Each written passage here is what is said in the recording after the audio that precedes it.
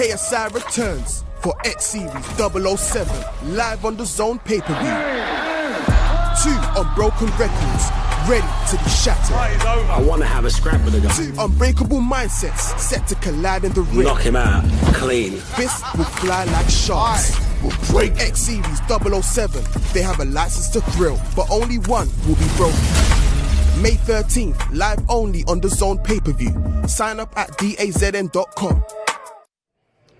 Welcome to Misfits Boxing 007 Fight Week live on DAZN pay-per-view. This Saturday, KSI and Joe Fournier throw down in the biggest, the toughest crossed over boxing test this year. It's a stacked card. KSI, Joe Fournier tops it. Deji versus Swarms is on there. Salt Papi, Anthony Taylor. This card is going down. It's live on DAZN pay-per-view. It's at the OVO Arena in Wembley this Saturday. Today is the media workout. Camden Boxing Club in London. The man to my right knows all about the big occasions. The tag team boxer supreme. The man who took on the mystery opponent, B. Dave, of course. Yes, sir. Welcome to London, B. Dave. Hey, it's good to be here, man. The weather's cold and the food sucks. Welcome to London. That's what happens. What a fight week we have here. Just talk to me a little bit. Some awesome card, man. The girls that are fighting on these cards are like real high-level girl influencer boxers as well. And I'm really excited for the main event, JJ versus Joe Fournier, but I don't think it's going to be nearly as hard of a fight for JJ as people are thinking. Talk to me about that main event. When you say it's not going to be a tough fight as many predicting, this is a WBA international light heavyweight champion previously. Bro, JJ's got it right now. JJ's got it. He's on fire. He's on fire. Talk to me a little bit about Fight Week. You have been a fighter on the big occasion, on the big stage. When we're at a media workout, such as today, when all the cameras are here, things are starting to settle in.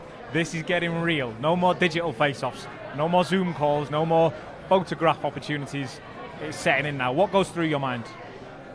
Well, for me anyways, it's better to be here with the mic in my hand than getting punched in the head in that ring on Saturday. But stuff's starting to get real for everybody, you know, especially the people who haven't fought before. This is their first time in the ring, especially on a big stage like this. Stuff's going to get real for them Saturday night come around, and it should start feeling real about now. Once you start to get in all the press and everything like that, stuff that you've never probably experienced before, it's when it starts to feel like it's happening now. We've said a few times throughout this fight week that in the crossover boxing scene in particular, narratives sell fights, storylines sell fights. Look at this card. KSI wants to prove himself on the biggest stage. We know that that one's coming. But underneath that, Salt Papi, Anthony Taylor, 2 of the most avoided fighters on the crossover space. And for me, the one to watch, Deji Swarms. 2 redemption arcs. One of them is going to overlap the other on Saturday night. Talk to me a little bit about the narratives through this card. You said that Anthony Taylor and Salt Papi are 2 of the most avoided fighters. I'll tell you one thing right now, I am ducking. I'm not fighting neither of those big boys. At least you're honest. But I'm openly ducking. But, nah, dude, Anthony Taylor and Salt Papi, crazy fight. Like, it had to happen at some point, right? Anthony's been asking for it. Salt Papi needs an opponent. It had to happen at some point. So I'm glad they're about to get it done. They're both 2, like, we know Anthony Taylor has a lot of grit. They're both 2 really high-level fighters. So I'm really excited for that one. Very, very excited. You mentioned a minute ago the female fighters on the card. What Misfits Boxing has done for the female influencer scene is something else, in my opinion. We've seen it with Astrid Ware, Elle Brooke, Faith Ordway, so many more. The first fight on this card is Lil Bellsy versus Lil Kimchi.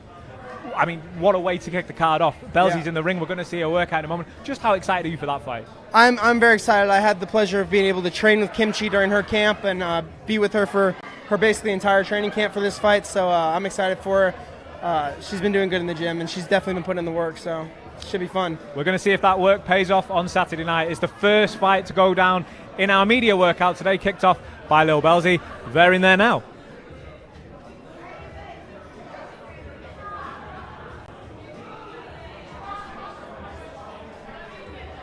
Thanks, man.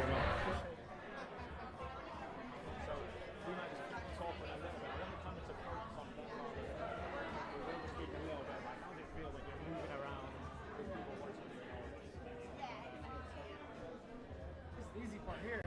Doing this one. How did you find that? Cool. Yeah, it's like my.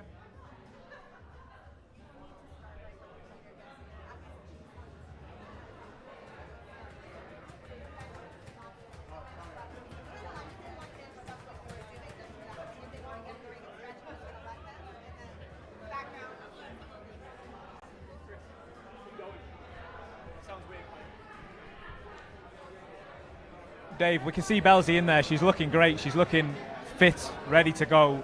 The moving around, though, that is something she's going to have to get used to. Is for the first time, she's not doing it inside a private gym. She's doing it with, I don't know, what, 50 to 100 people, something like that in here today. Every single one of those people has got cameras. Every single one of those has an outlet, be it their own social media or a news outlet, a newspaper, a YouTube channel, etc. She's got to start now by just looking good, just being able to move the feet, to move around, to show head movement. What is it like when you're in that? I mean, even now, look, I mean, if we look at Bellsy, she's getting her hands wrapped by the trainer and the gloves are going on, but she's not looking at her hand. She's looking all around the room. Buzzing. She's buzzing. I know that feeling. I don't know if she's feeling what I think she's feeling right now, but I get a bit stiff when I first start, and when I'm nervous, you know, I get a bit stiff. That might be what's going on with her right now. After a couple minutes, you loosen up, you'll be all right. The thing that's interesting as well, I talk about all the other people in the room. The one person that isn't there with the camera is Kimchi, who's just at ringside next to her, keeping an eye on her. She's getting a little massage by someone who works on her team, a little loosener maybe. But make no mistake, they're watching each other. Are you able to maybe like pick out? Well, what do they do? Do they drop the left hand a little bit when the right comes over? Yeah. Can you get anything like that when you're watching your opponent in a media workout? You can. I know that's kind of like an advanced level of thinking to be able to watch your opponent like that and put that actually together in the fight. Like, oh, they drop the left hand a little bit, so when you do this, you know, throw that overhand right or whatever. But she's got some good coaches with her, so I'm sure they'll be able to help spot whatever they can. Do you know what I will say about both fighters? I've seen both Bellsy and Kim around the hotel a few times in fight week. And I say this a lot, especially in the crossover boxing space, yourself included in your fight weeks. We see each other around the hotel. Yep. And these guys are so calm. It's almost like if you didn't know that they were fighting on Saturday and you had no idea who they were or whatever, you would not be able to guess that this person is going to step into a 20,000 strong arena in front of 1 million people on DAZN pay-per-view. Yeah. 100,000 Twitter accounts talking about you, and Instagram and YouTube Crazy. and everything else. They're just so chill. They're chill. You got to stay calm during fight week. You know, you're here for a job. You're here to work. So, cracking that right hand too, bud.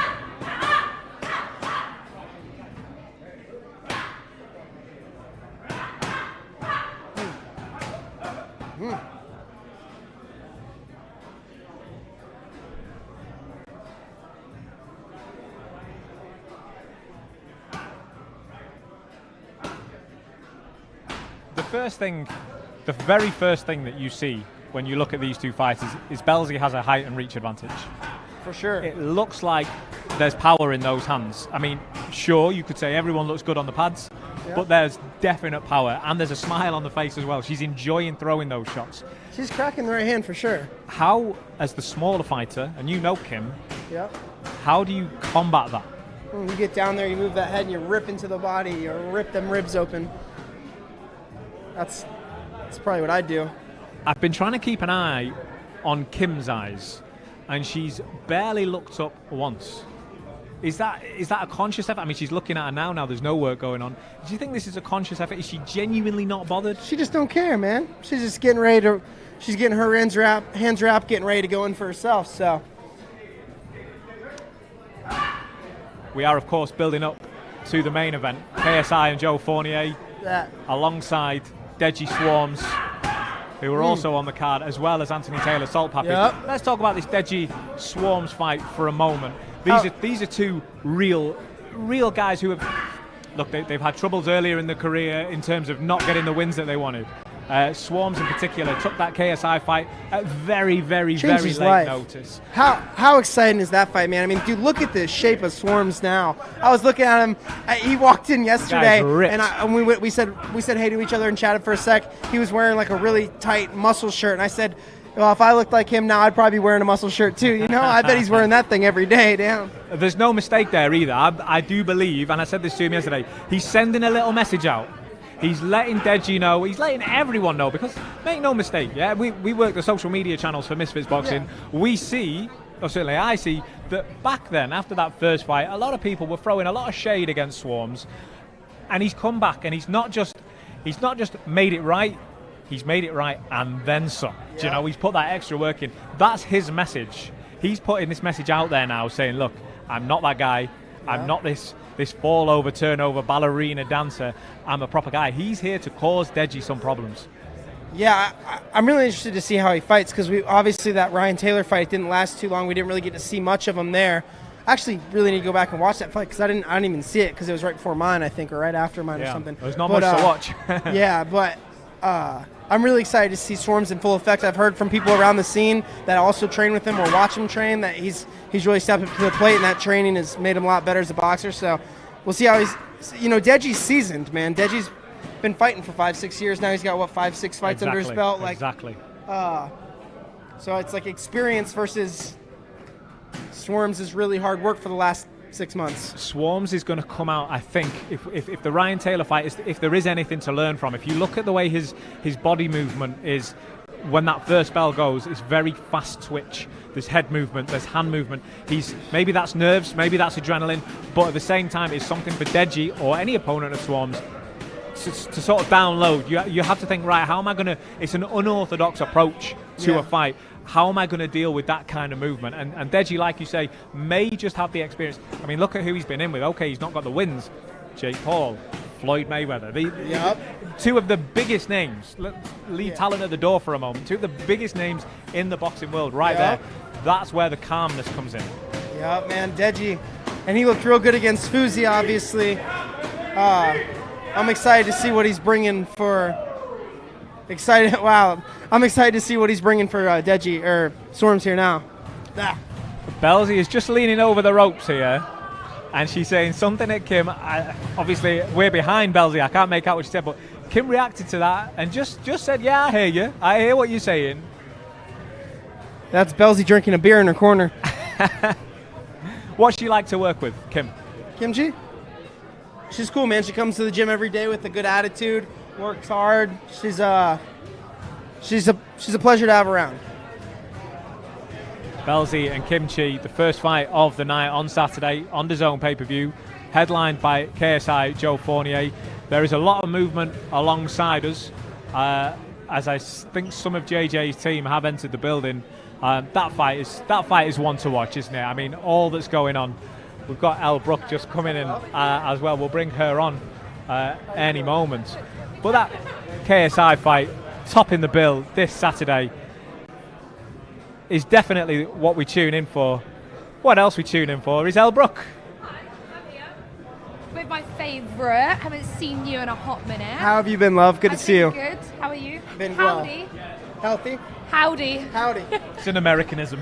Yeah. American nut? Do they not actually say howdy? Oh, I say howdy all the time. Oh, there you go then. Yep. All right, boys. There we are, back on TV. Just before we came on air today, B-Dave was giving me a country music breakdown, so I can confirm. You didn't even know who Morgan Wallen was. Who? Disgusting. Let's bring it back to the action on Saturday. Elle Brooke, first of all, how are you doing? Welcome to the show. I'm good. I'm excited. I'm really excited for this card. It's insane.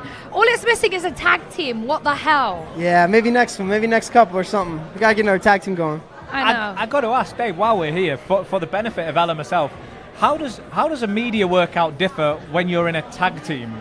Do you communicate messages? You just media workout. You just train with your buddy, just like you would at the gym any normal day. You know? Yeah. Pretty easy. Yeah. Elle, let's speak about Saturday night. KSI Joe Fournier, top of the card. Yeah. Any insight? How is that fight breaking down? I think that KSI finishes him in round 4. I have this hunch. What do you think? What did you say? 2.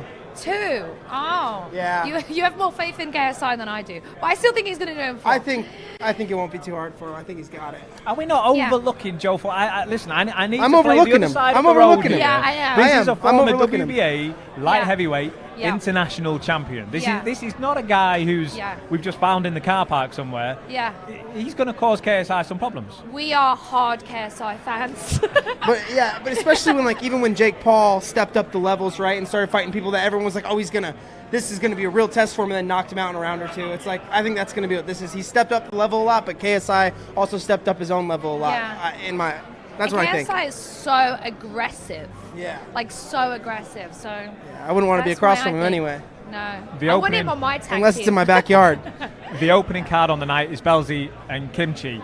Kim is in the ring now. Oh, We've just yeah. seen Bellsy a moment ago. Bellsy bringing power. There Yeah. is an obvious height difference, something that you've had to overcome in your career. I hate Talk it. to me. How do you get around that? If someone is so much taller, maybe more powerful, how do you work around Yeah, that? just be aggressive and hope for the best. I think offense is way better than defense on my book. So as long as you get the win, get the win. Don't look too pretty. Don't care about how your fight looks. Just get the win. If you're going to punch. focus on looking good, you're probably going to lose because you need to punch them more than they punch you. So it's that's the aim. And these girls, like, I don't know if I'm underestimating it, but the guys you fight, you don't really want to get punched by them. But at my level, you're not going to get knocked out. So I can kind of respect that kind of power. So yeah, she's small, but I sparred Kimchi on Monday. days ago, She yeah. punches hard. Does she? I've actually got a bruised lip. Like I've got makeup on. Kimchi but busted up Elle Brooke. That's what But I she heard. punched me, and she's a southpaw as well. So that's obviously another difficulty for Yeah. our opponent. She is loose in there. She's dancing around. She's just enjoying the moment. Is that important Yeah. that you just don't let the occasion get to you? Yeah, because a public workout, I don't know if you feel the same, but you get gassed quick. It's because of the nerves. That's Yeah, why. I know. You start doing the pads and you're like, oh man, I'm unfit. Yeah.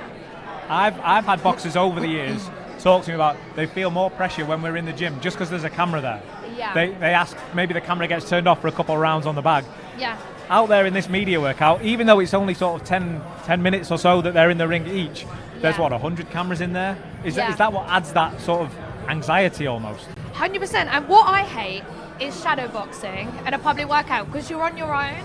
Whereas with a coach, you have someone to forget about it. You have someone in front of you telling you what to do. You're shadow boxing, you're just feeling it out. You just kind of feel a bit awkward, like, oh, I'm throwing it weird right now. Yeah. Like, it just feels weird, you know? And your form is, you can't hide from it. But if someone's smashing the pads, they can think about the power, the speed, and everything like that. A little moment of solace, it seems. I love a ritual, like a pre-ritual thing.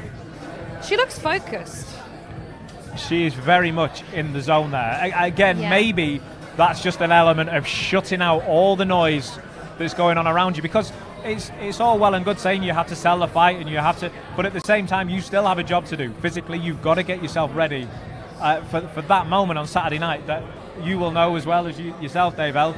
That comes and goes in a moment. You do weeks and weeks and weeks of build-up, training, sparring, everything that goes with it, and in your mind, once the last bell goes, it's done, and you think, where did it go? 100%. And I think that your opponents are going to be looking at you if you're new and thinking, can they handle the pressure or not? Because if you're nervous in a public workout, you bet on the fight on Saturday, you're not going to be feeling 100% either. So it's a good way to suss out your opponent.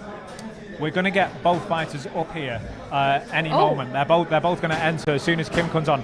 Just very quickly before we do, Elle, what's it like? I've had you in that moment where you are face to face with your opponent after the workout. You both just had a quick little look at each other. Yeah. How do you feel when you're in that moment? I know, I think it's always kind of like awkward because you don't know your opponent, you don't know them personally, you kind of get put together, you're like different realms of the world. And I guess from these two, one's Australian, the other's American, so they probably have no idea about each other. So when you meet them for the first time, it's a bit like, oh, you're going to punch me on Saturday night. Like, it's such a weird sensation. We actually have Bellsy here with us now. Kim is going to come and join us any minute, Bellsy, but before she does, how did you feel in there with all the cameras, all the noise, everything's happening now, it's fight week, how did you feel in there? You know what, I was a little bit nervous at the start, but then after the nerves kicked in, like, it was fine. I felt comfortable, I felt good. You know, I've been training so hard for this, coming all the way from Australia here. I know I'm probably the underdog right now, but I'm good, I'm fit, I'm confident. Yeah, when did you land? Saturday. Has there been any jet lag issues? Yeah, just a little bit, but it's okay. I've got that all under control now. You get in there. You look in incredible shape. Oh, thank you. Like, just looking at you now, like, your physique looks top tier, I must say that. I mean, you know, I've been training twice a day for 6 weeks now. So, yeah, just putting in the hard yards. You know, sometimes your brain just, it's amazing what your brain does. You know, there's times where it's like, shit, I don't want to get up, I don't want to go to the gym, but you just got to push yourself. So, and I think, you know, it's going to show. So. Have you been able to keep an eye on Kim? I mean, she's still in there now, but are you notably keeping an eye on her? Are you just looking out for maybe a little flaw? Look, to be honest with you, I've watched her a little bit on social media, but at the end of the day, you know, I don't want to put my time and energy into her. I'm here for one job, and that's one job only. And one thing that we were speaking with Elle a moment ago, you clearly have a height and reach advantage. 100%. I think I know what the answer is going to be, but I'm going to ask a question anyway. Is that something you're looking to utilise on 100%, Saturday? 100%, yeah, definitely. My jab is good, so it doesn't matter. She can come out like a raging bull. She's short. She can come for my body, but I got to utilise that jab. That jab's so important, you know. And when in doubt, use the jab, right? Yeah. With your last opponent, was she smaller as well? Because you've already had a fight, right? Yeah, so I had a fight back home in Melbourne. And yeah, she was a little bit not as short as this opponent that I have now, but she was short. But, you know, I used my height and my reach to my advantage. So you've already had that advantage then, because you've already had a fight, so you're against a shorter person, that you know what it's going to be like. 100%, exactly. But you already won that one. You know it, girl. with that one fight, does it mentally give you a little bit as well that you've done the ring walk, you've done sitting in the dressing room when, you know, you're sort of locked in now and your hands are over the chair getting wrapped, and you know, the very, very final preparations are going. The coach is trying to say what little words he can do in your ear. He doesn't want to overcook it, but at the same time wants to bring your mindset back to the gym. Does that give you an edge that you've had that moment and Kim hasn't? Yeah, and I think it's a pretty important moment to have, you know, especially, you know, my first fight I was pretty nervous, but I just went in there and did what I had to do. But now knowing, hey, look, it's a lot bigger crowd here now. Yeah, you know? Insane though, but I just have to focus. You know, I've got a really good team behind me. My coach, you know, he's 63 years of age. He's an old school coach. Absolutely amazing, you know. So I'll be there listening to every word that he's got to say. So noise isn't going to be a problem. Yeah. What did you say over the ropes to her? We saw something was said. I didn't see that. I just told her. I just said she knows what's up. Oh, yeah, she knows what's up. Confident.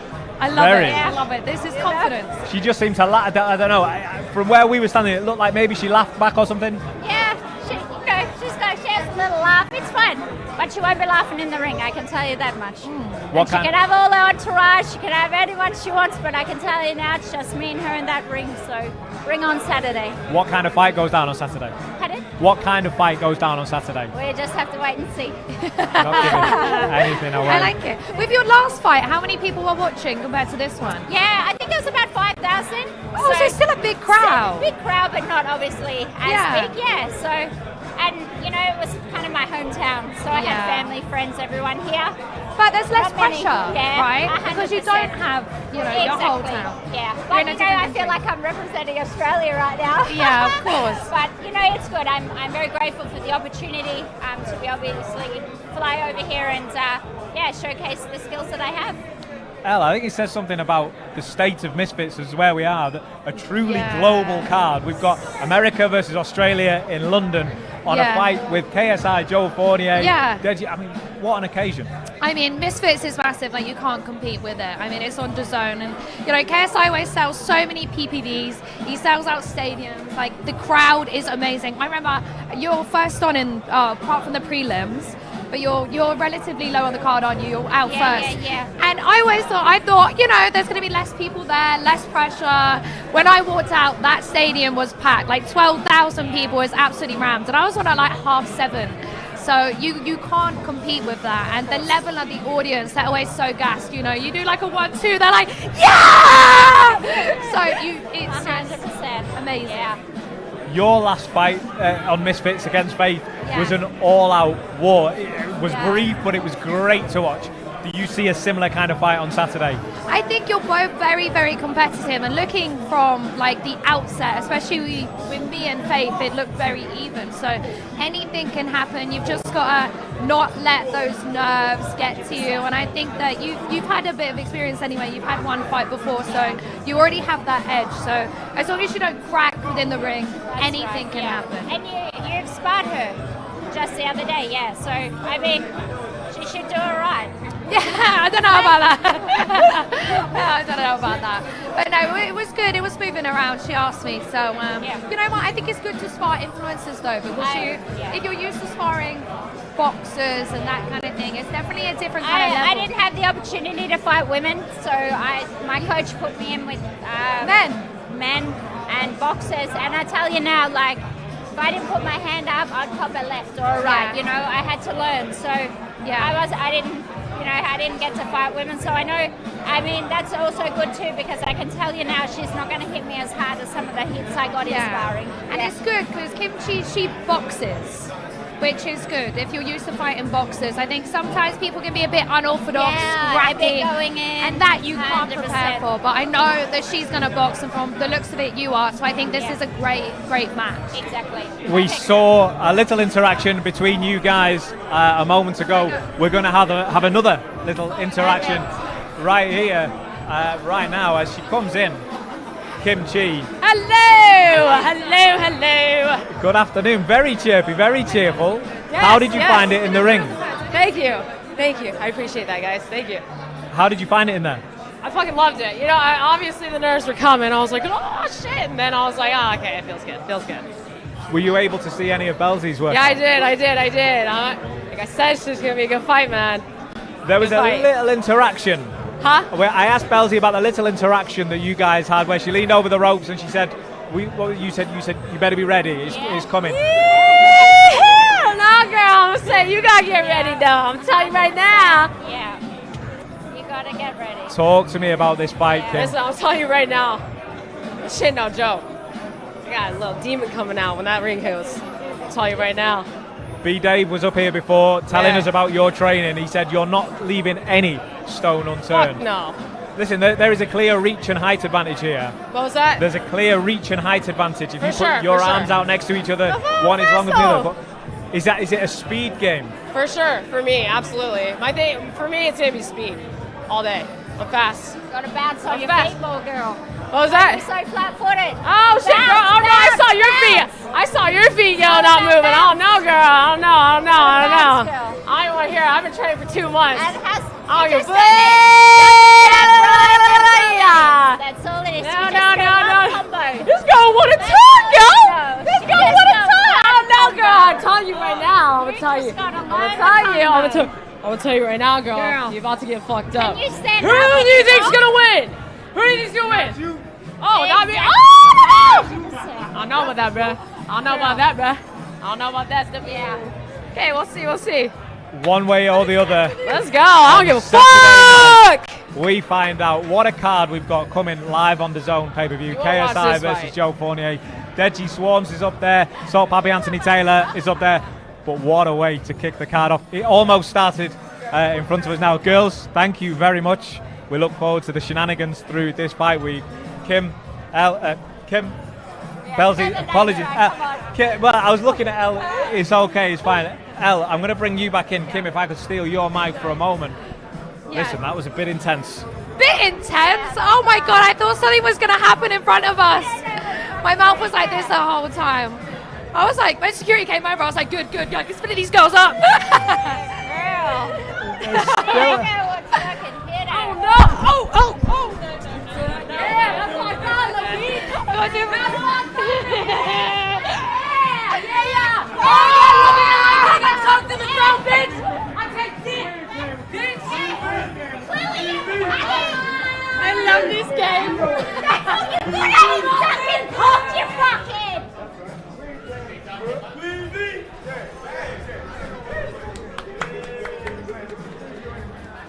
Okay.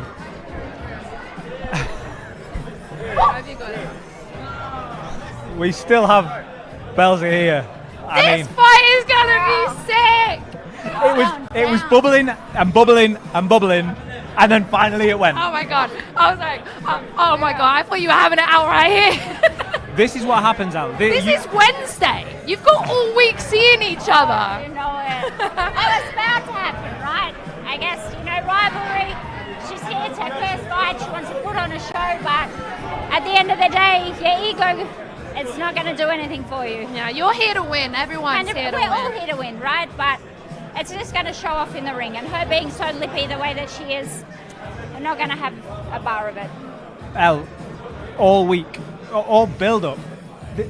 Boxers want to stay friendly. They want to seem like, I respect my. But the closer you get to fight week, I said before today, I've spoke with Bellsy in the hotel this week. I spoke to Kim in the hotel this week. It's been friendly. It's been calm. We get here, they come face to face, and all of a sudden, security stepping. Yeah, 100%. I think, you know, everyone's here to win and things get high, and I think everyone's trying to rub off on each other. They want to get in your head. They want to make you feared. They want to, you know, put you off, and that's exactly probably It's not gonna happen though. I'm here. I'm focused and mentally good. You know, she's had so many things happen in her life. You know, she keeps failing, and I'm gonna make sure she fails again. So it's all good. They're strong words. They're strong words. Listen, what a fight. We can't wait to see it on Saturday night. I'm going to let you go. There are 100 cameras waiting to speak to you. Yeah. And I'm a little nervous in case it goes off again. I'm going to be honest. Thanks so much, guys. I really appreciate it. Thank you. Thank you. Elle. Listen. Your face was still. I was like this. The face was still inside. It was the alert panic stations. You were like, am I the security here? Am I going to have to split these girls up? Well, I'm standing there and I'm thinking, you know, I see the security step in, and that's when the temperature goes up a little bit. When you know, when you look at all the feet around you and everyone just does this and just steps forward that little bit. But I mean, I know. That's the first fight. That kicks things off on Saturday night. The next fight we see going on behind us right now is Virus against DK Money. We call him Victor. His real name's Victor, but Virus is going in and he wants to make a statement. 100%. DK Money. I know. Redemption. I know. And DK Money, I've not really spoken to him, but DK Money, I've spoken to him around the hotel. He seems so lively, and it's mad to think how these people can be so vicious in the ring, because they're so nice out of the ring. And it's like, dude, you guys are such killers. Like, you put on such a front, like, they're the loveliest people ever. So, no, this is an interesting one. We are going to bring in the boss. Yes. Kalle Sauerland. I don't know if he saw what happened a moment ago. What's happening? I don't know if you saw what happened a moment ago. I just heard some shouting. Shouting? Which is quite normal at a Misfits press workout. Well, what happened? Tell me. Fill me in. Fight number 1 on the card, and it went off straight away. The girls couldn't do a digital face-off. This was the first time that they were getting to speak to each other. Yeah. And, you know, insults go back and forth, threats go back and forth, and all of a sudden one hand goes out. But listen, this is a Misfits card. Who was at fault, Elle?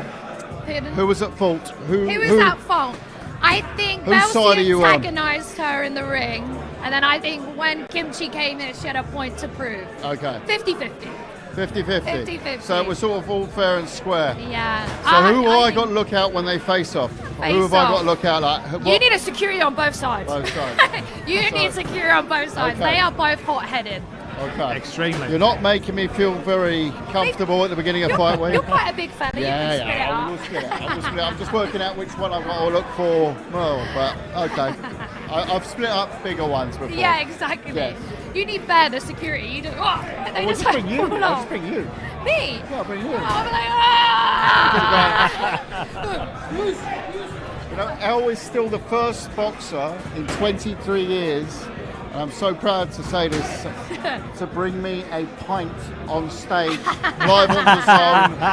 You know, I've never had a pint delivered to me on stage. Yeah, you know? I am a wench. That will go in my book one day. Fantastic I've made moment. it, Mum, I've made it. Fantastic moment. Kalle, let's talk main event for a moment. The biggest test this year in crossover boxing. Former WBA light heavyweight international champion Joe Fournier up against KSI, who wants to show he is that guy. Well, I'm trying to hype the show. I don't believe it's the biggest test this year. We've seen one very big test go very, very wrong. Yeah.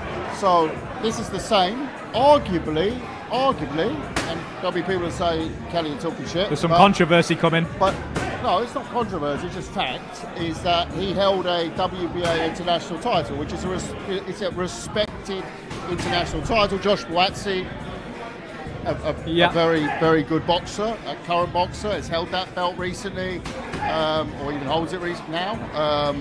And so you can make arguments that actually Joe Fournier's summary is better. Has Joe Fournier or Tommy Fury fought like 23-0 guys on their way up in their first 10 pro fights?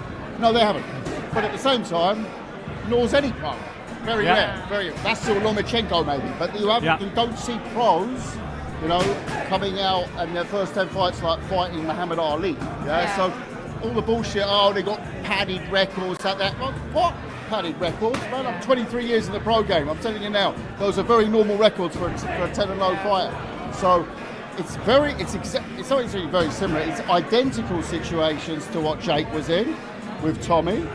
We saw how that ended. We're not going to comment further on that. And now we're going to see what JJ is going to do with Joe Fournier. Very, very similar situations. Is it a mistake maybe for any boxer, not just Joe Fournier against KSI, but for any boxer at any level to say, do you know what? I can take a couple of shots. I'm going to let him land a couple of shots in order for me to get mine off. If it's not a mistake, at very least, it's a very risky strategy. Who said that? Joe Fournier. Yeah, well, I mean, I'm not going to go into too much in pro boxing. We saw a big example recently in Joe Joyce. If your game plan in your career is I'm going to eat some punches to give some punches, that's not a sustainable business, right?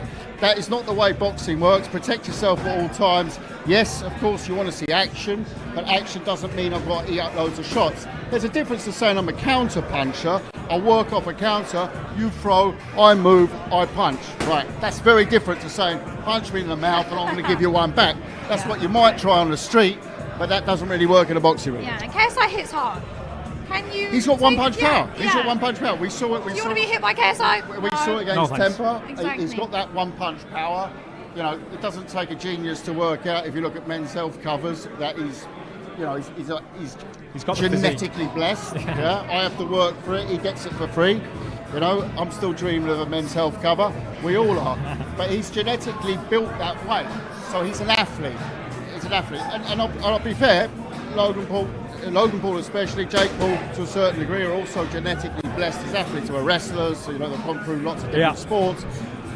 But JJ has, for me, the edge with the explosion. He's got this sort of explosiveness. I'm guessing, but he'd be a fantastic sprinter. You mentioned a term there, as we look through the card, you mentioned a term, counter-puncher.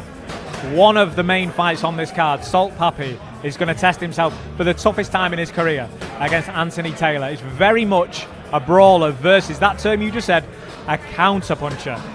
These are two of the most avoided fighters in the space. You know that as well as anybody. Yeah. Just have a little look at that fight for me. Now, it's an interesting one because I can actually come in with some boxing knowledge of the two and give you an educated opinion on it.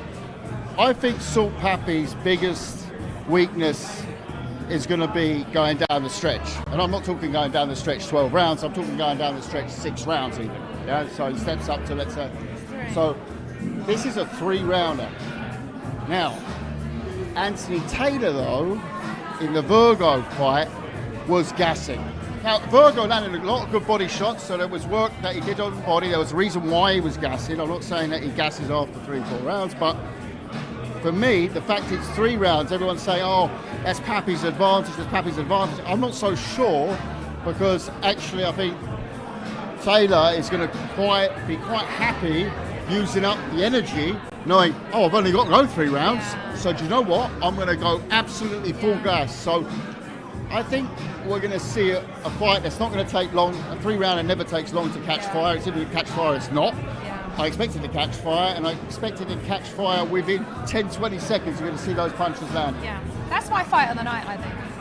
For me, strategically, it's a really interesting strategic fight because it's 3 rounds. It's no time whatsoever. It's 3 threes. So, you know, we both know that they're good punchers. Salt Papi's a phenomenal puncher, to be fair to him. You know, there's talk like he's had 150 amateur fights in the Philippines, not registered and stuff like that. We've had pros come on. Sonny Edwards came on and said, yeah, he's a ringer. Yeah. Okay. 3 rounds is a bit different though. It's going to be interesting to see how he can't just wait for that counter punch. So he's going to have to be active, or else he loses the first round. He's got to win the next 2. So he's in big trouble. That first round is already quite a decisive round. So it's going to be very, very interesting from the get-go. Well, the fights that are on in the ring at the moment is Virus, who has just stepped out of the ring, and DK Money, who has just stepped in. talking of just stepping in, we've got another Misfits legend stepping up to the table. Misfits great. We got Dean the Great. Yo. I've got to ask you. What camera I'm looking do you at? dig? Oh shit, they got all these nice looking cameras. Do you dig? Expensive We've got the cameras. man who digs. You dig what often. I'm saying?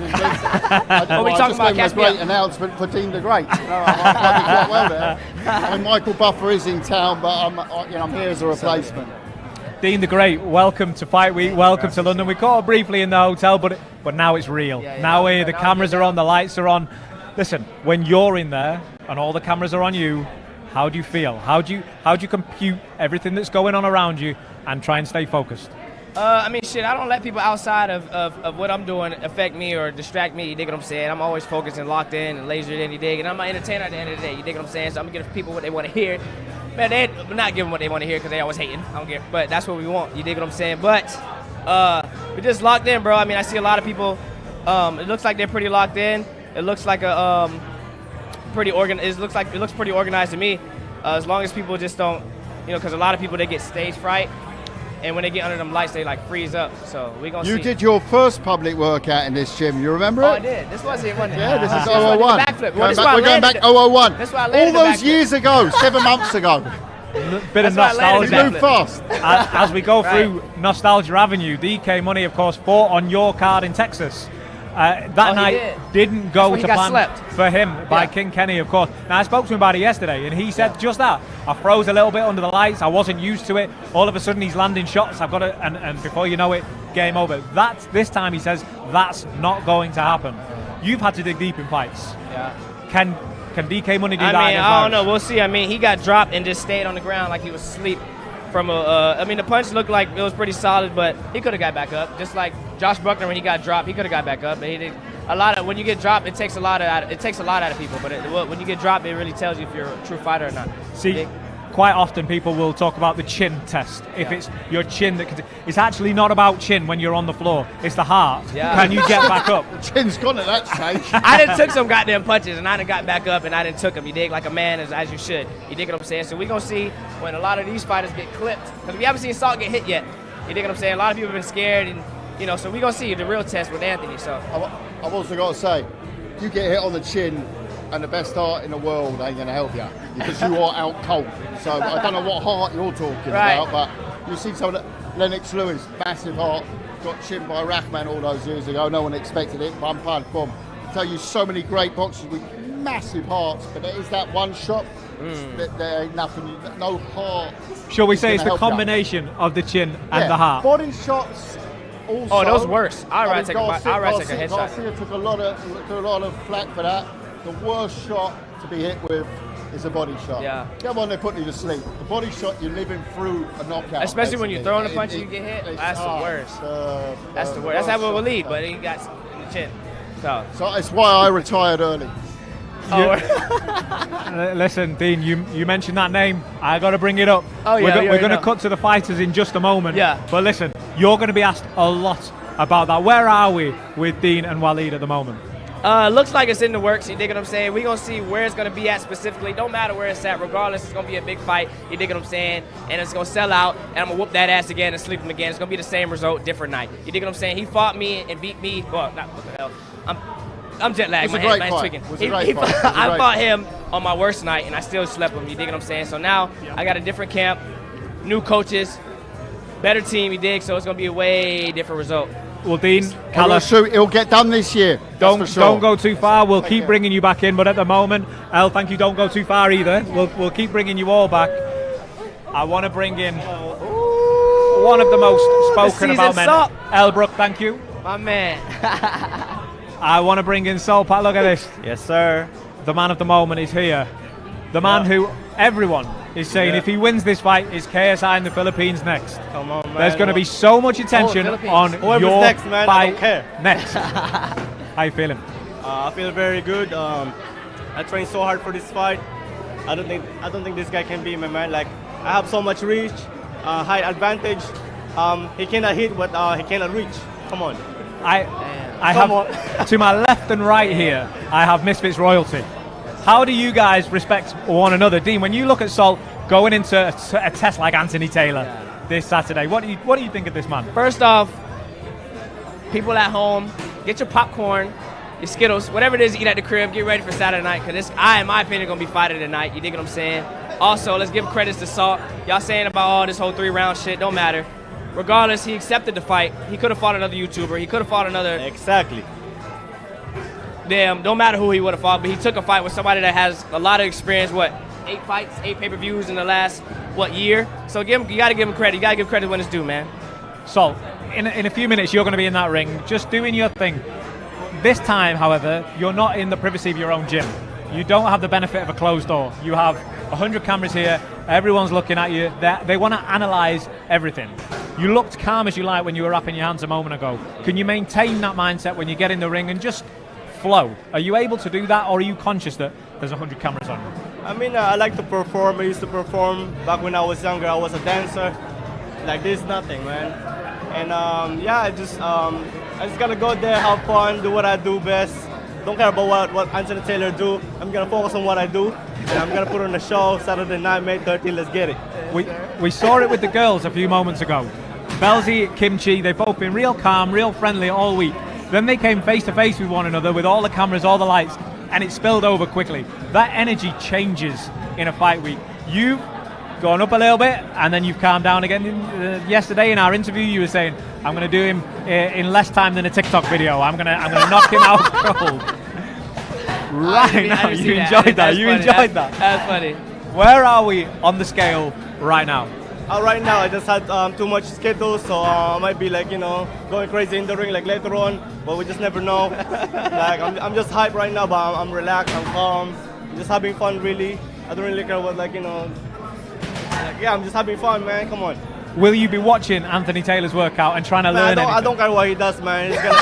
All he's gonna do to get to me is gonna be swinging. I love the confidence. And when he swings, he's gonna get surprised. Gotta always love the confidence, man. Confidence is everything, bro. And especially when you fought in front of 22,000 people, ain't nothing can phase you. Dean, what does confidence do to a fighter? You are that guy. Yeah, you are exactly the same. Great energy. Then fight night comes, and you get locked in. Where does the confidence play a part in that? Big part, actually. So confidence about 70%. If you don't believe in yourself, shit, what you fighting for? What you getting in the ring for? You dig what I'm saying? So it's just like, in my opinion, confidence is what makes a fighter. Could make or break a fighter. You dig what I'm saying? Obviously, you don't want to be overconfident, but you got to be confident. You got to have some type of confidence. Look at Floyd. Floyd thought he could beat everybody. What he did, beat everybody. You dig what I'm saying? He think he could beat everybody. What he did, beating everybody right now. You dig what I'm saying? So confidence is everything. But the great thing I love about this fight, he got confidence. And Anthony got confidence. So does the other guy. So it's a battle of the confidence, and it's going to really be, and the confidence ain't really going to matter because it's going to be a battle of the skill and battle of the brain in the ring, you dig? What does Salt Papi have to look out for in Anthony Taylor's arsenal? I mean, it really speaks for itself. The motherfucker don't got reach on you. Come on. Anthony's my boy, but Anthony do got T-Rex arms, but Anthony does pack a punch in that right hand. He does pack a punch, and he is a tough motherfucker to break down. You dig what I'm saying? Excuse my language for my woman watching at the crib, my ladies watching at the crib. But yeah, Anthony do got to pack in his punch. But Saul got the skills to pay the bills, so it's gonna be a battle of the goddamn. Like Anthony Taylor, he knock out nobodies. Come on. This is a point that has come up, and to be fair to Salt, he's consistent with it. Yeah. Anthony Taylor doesn't have that knockdown, knockout, one-punch power. I've been doing this. Like, watch me do that. Oh, shit. Yo, this is a fight to watch, man. Y'all better get your popcorn ready and stay tuned. If you ain't come to the fights, you ain't got no ticket, it's cool, because oh, it was this camera. If you ain't got no ticket, it's cool, because it's sold out already. You dig what I'm saying? Make sure you click that link, buy the pay-per-view, and watch it. Stay tuned, because it's gonna be a time of your life. You dig? These guys can certainly talk. Come on, man. Salt Papi, I'm going to let you go off and do your stretches and warm-ups. We're going to bring you back after your workout, where I hate to say there's another little face-to-face with Anthony Taylor coming, and we just don't know. We never know with Anthony Taylor which way that's going to go. It's the people's main event, man. Come on, let's get it. Wait, hold on. Before we leave, here we go. In my opinion, I think this should have been co-main, but it's already set in stone on what it is, you dig. But I think this should have been co-main, because I ain't gonna say much, but if you know, you know. If you know, you know. And this guy knows. So I'm sure y'all know too. You dig? We all know. But Salt Papi, thank you, sir. Listen, go get stretched off. We're going to see you in there thank you, sir. In just a moment. Dean, what a few fights here. When you talk about the co-main, and there's certainly a strong case for that fight being co-main. This should have been co-main, in my opinion. The fight that is co-main is Deji Swarms. Yeah. What do you know about that fight? What do you think about that fight? Deji fought Floyd. In my opinion, shit, if I was fighting Floyd, shit, goddamn, if I had the opportunity to fight Floyd, shit, I'm hitting him with a Superman punch, hitting him in his nuts. I'm doing everything I possibly can. I'm not gonna go in there and be like, oh, it's Floyd, oh no. But I mean, obviously he was respecting Floyd because Floyd was respecting him and not whooping his. Oh, he was whooping his ass. He made him a clown. But I think he should have, like, that fight should have been a lot more viral, a lot more talked about. But he just didn't take advantage of the opportunity that was there, in my opinion. I'm sure a lot of people can have the same opinion, but yeah. But Deji has, he beat Fuzi. You know, I mean. Listen, you've got to beat the man in front of you. Yeah, he beat him though, so respectfully. But Swarms, he lost weight, but as we all know, six packs don't win fights. So that's true. Listen, Dean, don't go too far. Yeah. Don't go too far. I'm going to pass your mic over. No problem. We're going to bring you back shortly. There he goes. DK Money and Virus. What's up? Face to face for the first time, I think. Although you may have crossed paths in the hotel. No, I've seen him in the hotel. Yeah. Getting some brekkie, getting some eggs in the morning. I think that we are in the same plan. Okay. The same exact hotel, bro. Okay. Well, listen. I give him the good night every night. Oh, so we're all friends, really? Huh? So we're all friends, bro, really? Before the fight, like, respect. First of all, respect for taking the fight. Thank you so much. For the opportunity, and I've never even heard of him. I'm sure he's never heard of me. So, Virus, let me start with yourself. Welcome to the UK. Thank you so much. How are you feeling ahead of fight week? I feel so excited. Maybe a little tired, but I feel confident. What do you know about DK Money? Have you been able to learn anything about him? I never heard something about him. Yeah. But I saw few fights on YouTube. Yeah. Did you watch him today? Did you see any of that? Maybe a little, but if I want to see that on Saturday, not now. DK, welcome to the UK. This is a truly global card on Misfits this weekend. Well, welcome back to Misfits. We spoke the other day. There's some redemption in there that you want to get this win and show what you're about. What do you know about the opponent? I've seen, I think, one fight on YouTube. I think it's going to be. I mean, it was different for me in my first Misfit fight because 10-ounce gloves, no headgear. So it's going to be different for him, especially. But for my last one, it was the same thing because I've never experienced like if you make one mistake with those gloves, like you know what I'm saying. Like, I learned that the hard way, bro. Yeah. But you make one mistake, so like. I hope it's a good boxing match, a chess match. I hope it's not just a slugfest out there, but I hope we put on a great show. How do you prepare for stepping out in front of 20,000 people? Well, for me, I played football, so I played Division I football, so I've played in front of people before. But with the respect, slightly different game. Yeah. Oh yeah, 100%. But I've never like if you've never fought in front of that many people, then you can't prepare for that. There's something you can't train for. So. When you look at your opponent, he's big, he's strong, he's fit. Are you going to have to use some sort of boxing ability to make him swing, make him miss, make him pay? Yeah, is that 100%. some of the strategy, or are you going to try and maybe fight fire with fire? We'll see, man. He's not giving us anything away. Before we let you guys move on, I got to ask this question. Do we get a handshake? It seems very respectful. Yeah. You're going to be sharing breakfast again this week, I'm sure. But listen, guys, thank you very much. Good health. Don't go too far. We'll bring you back in, I'm sure, through the day. There are so many media outlets waiting to speak to you. Okay, thank you. Cool. Good health. And guys, we're going to see you move on. It's live on DAZN this Saturday. Live on pay-per-view, OVO Arena in Wembley. Thank you, DK. We are waiting the main events coming into the ring. Do you have a third hand? I do. Watch this. Yes. Okay. Magic. Look at that. All three, all at once. Doing the job of three men. Maybe we get 3 pay packets. This Saturday, live on DAZN pay-per-view, it goes down. We are looking at the ring around us as the buzz and the vibes are building here at Camden Boxing Club in London. KSI, Joe Fournier is the fight that goes down. Everyone's talking about it. They want to know, is KSI that guy? Is he able to beat someone, not just a professional boxer, but someone of that standard? Someone who's been there, who has the strap around his waist. This is a real test for KSI. But through the fight week, we've spoke about it. Narratives sell fights, storylines sell fights. The one just below him, 2 redemption arcs, 2 guys that went in there, stepped in there, gave it the all, and ultimately came up short. Went back, worked on the craft, learned what they had to learn, and then stepped back into the ring and delivered. Now they come face to face. We are, of course, talking about Deji versus Swarms. What a fight we have going on there. I've got my man who's coming back joining me. I was flailing. I was on the raft. I was saying, Dave, mushes. I need you back, and here he is. Yep. Listen. Big Mush himself. Listen, the anticipation continues to grow. The cameras are here. We're now seeing, listen, this fight is a beef that's going off here. Tennessee I don't know Thresh. anything about this fight. Let me tell you the story of Tennessee Thresh and Paigey Cakey. Paigey Cakey goes on Tennessee Thresh's podcast to speak about life in general, to speak about what they speak about on their podcast. When she leaves the studio, there's accusations that maybe Paigey's giving her the eye, maybe she wants to start something up, maybe she wants to get a little more friendly. About these two here? These two right here. Straight away, Paigey, who's in a relationship, not about that, comes out and says, no chance, that's not what happened. Things escalate, social medias go back and forth, diss tracks come out, and all of a sudden, we're in the ring. She can move all right there. I believe Tennessee has had to sort of answer a few critics to say, I am about that, I've been training hard, I've been putting it in. And this is the first opportunity. She sort of kept a lot of it off social media. This is the first opportunity she's had to really show that she can do that, and she's impressed you. Yeah, she looks good. She's very square, but she looks real good. She throws some things weird, but I mean, everyone does, you know? Oh! Ah! There's combinations What's her coming name? in there. Tennessee Thresh. Tennessee. Tennessee. You're as smooth. We let the liquor do the talking. You're fucked. That's B-Dave Chris Ridgway Country Music Sessions for today. Yep.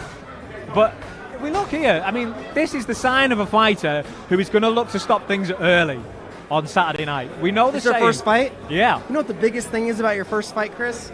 Go. Is getting hit in 10-ounce gloves without headgear on. Yes. And that is something that they have to come to terms with quickly. It's good to spar a little bit in 10-ounce gloves without headgear on, mouth guard on, you know, kind of maybe not all the way at fight speed, but it is good to get a feel for what it feels like to get hit in rocks, because 10-ounce gloves are rocks. After an impressive start there, I just noticed the coach pull back a little bit.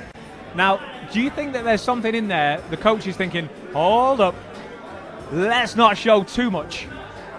Because Paigey's going to be watching this. She's in the building somewhere. She's going to be watching this. But look, there's hand speed and power here. They're going pretty hard. I don't know. They're going pretty hard. Usually I just like touch, dance around a bit. Is this where the warfare begins? The fact that ultimately they're throwing down on Saturday, and ultimately this will count for very little. But before then, they have to send each other little messages. Yeah. Be that in the form of squaring up, be that in the form of tweets, social media posts, whatever. You can or see her be she's that keeping in her the lead form hand of, up a bit higher than the other one. That's good. That's a good habit to build. Absolutely. And this is B-Dave, someone who's been learning boxing a year and a half or so. Yeah. So the fundamentals are fresh in your brain. Yeah. The coach has been putting I learned it from the start not that long ago, but I do train every day. So I mean, I'm still learning new things every day. But the biggest thing for me, when I look at a young fighter in the ring there, I mean, especially now, she's just proven my point before I've said it. She's enjoying herself. Yeah, She's that's what this is all about, man. You got to go out there and have fun, even in the fight day. I know it gets real stressful and everything like that, but if you're not having fun, what are you here for, you know? I got to be honest, in the digital face-off and in the fight week interviews, I sort of had the impression that maybe Paigey Cakey seemed more relaxed. Tennessee was, I mean, in her one-to-one interview yesterday, she told me, I wasn't aware there was going to be all this attention this week. Well, I'm just going to get used to this. Look at this. She's tricked me. She looks well. She's completely not at all put off or distracted. Where's she from? By the cameras. Where are these girls from? They're from the UK. The UK? And let me tell you, those London girls can fight when they have to. Do they? I mean, all of a sudden, there's a big fella coming in with a bodysuit on. It's a big fella with a body shield on. But she's going to let him know that she's throwing hands. Listen to the sound of these. Before we've even had one.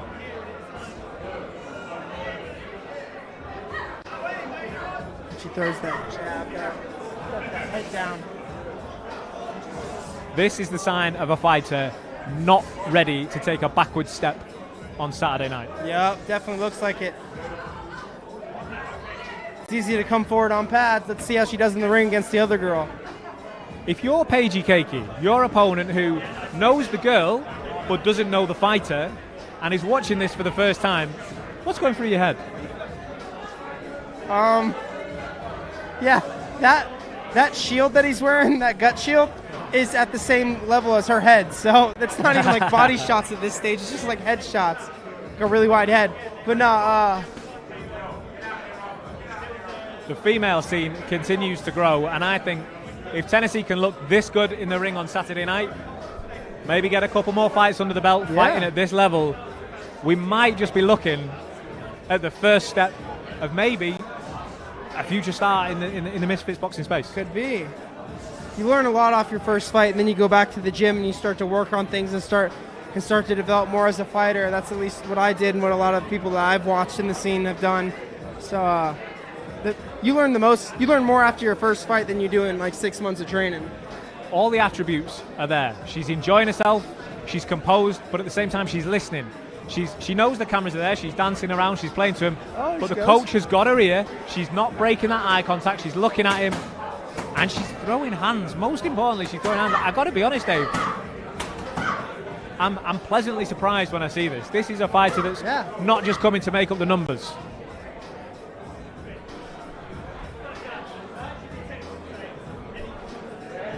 We're going to have her up here any moment, and all I can think about is what Paigey Cakey thinks watching this. She's there, she's down there ringside, she's watching very, very clear. She's watching this. I've never seen her before, but I love her. Tennessee Thresh, a new B-Day favourite. Maybe we bring her into the country music sessions. Yeah, we might have to. I might have to hit Tennessee with some W Riz here in a moment. We got to bring her on just for that. I want to see Dave throwing down his game. Do you have a boyfriend here by chance that might be bigger and scarier than me? I have no idea, brother. Sure hope not. Anthony Taylor's walking past Taylor, us. baby. You know the energy he's bringing. Yeah. You don't need me to tell you he was making that noise and hand gestures coming past. He's letting everybody know he's here.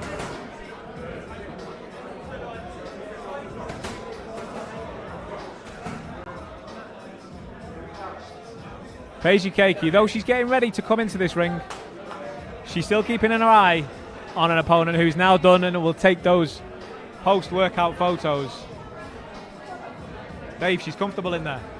And now she's just getting back to business. I cannot believe that this is someone who was playing the card of being nervous. And I'm going to give the mic off to Daddy Dean here. Daddy Dean. We don't want Dave to go too far because he's promised us he's going to... Don't go too far, bro. He's going to roll the dice with Tennessee Thresh in a little bit after being impressed with what he's just seen in the ring there. Dean, that was an impressive workout. What? Yeah, impressive. She looked good too, goddamn. Shit. That's why I'm even more impressed with her looks. Nah, but I think it's going to be lit, man. It's dope to see, like, even women stepping up. And now women are more men nowadays than the men because the men been ducking. You dig what I'm saying? So shout out to these ladies. They putting on, and they're going to inspire more ladies to get into this influencer scene. That was a great first statement put out there by Tennessee. She looks really good in there. She looks like if she's able to continue that momentum. Oh, there she go right there. Into fight night. This is her right here. There you go. Let's talk about you. Do you know what I love about working with Dean the Great? Is we've got producers around us getting ready to tee that up. And Dean goes, "Now watch she's here, bring her in." There she go right there. Speaking of the devil. Tennessee, welcome to Fight Week. I mean, listen, we spoke yesterday. As we just get you all mic'd up, we spoke yesterday. I was saying this to B. Dave and Justine and Dean the Great just now. We spoke yesterday. You gave me the impression that you were a bit new to this. There's a load of cameras going on. Oh, I'm not sure about this. Where's all this? And then in there, that's one of the most confident, comfortable workouts. That's your first one? I don't believe you. I don't believe you. It is. Hey, you got any fights or what? This your first fight? This your first fight? Yeah, this is my first fight. It's my first time boxing, like, since I started training camp. It really is, like, believe it or not, I'm just good at everything. We may have a little pool shark on our hands here. Listen, I've seen this game before. I know where this is going. Even when I went to my coach, he was like, the first coach I went to, he said, "Are you sure you haven't boxed before?" I said, "No." Like, I got the impression that your coach, when you were letting certain combinations go and you were continuing to show good habits, that the lead hand was raised, you were smiling, you were confident, you were keeping eye contact with your coach, letting him tell you your instructions. Your maximum coach, violence. Your maximum coach, violence. I like that. Yeah, your coach, in my opinion, calmed it down a little bit because Paigey's watching and you're impressing.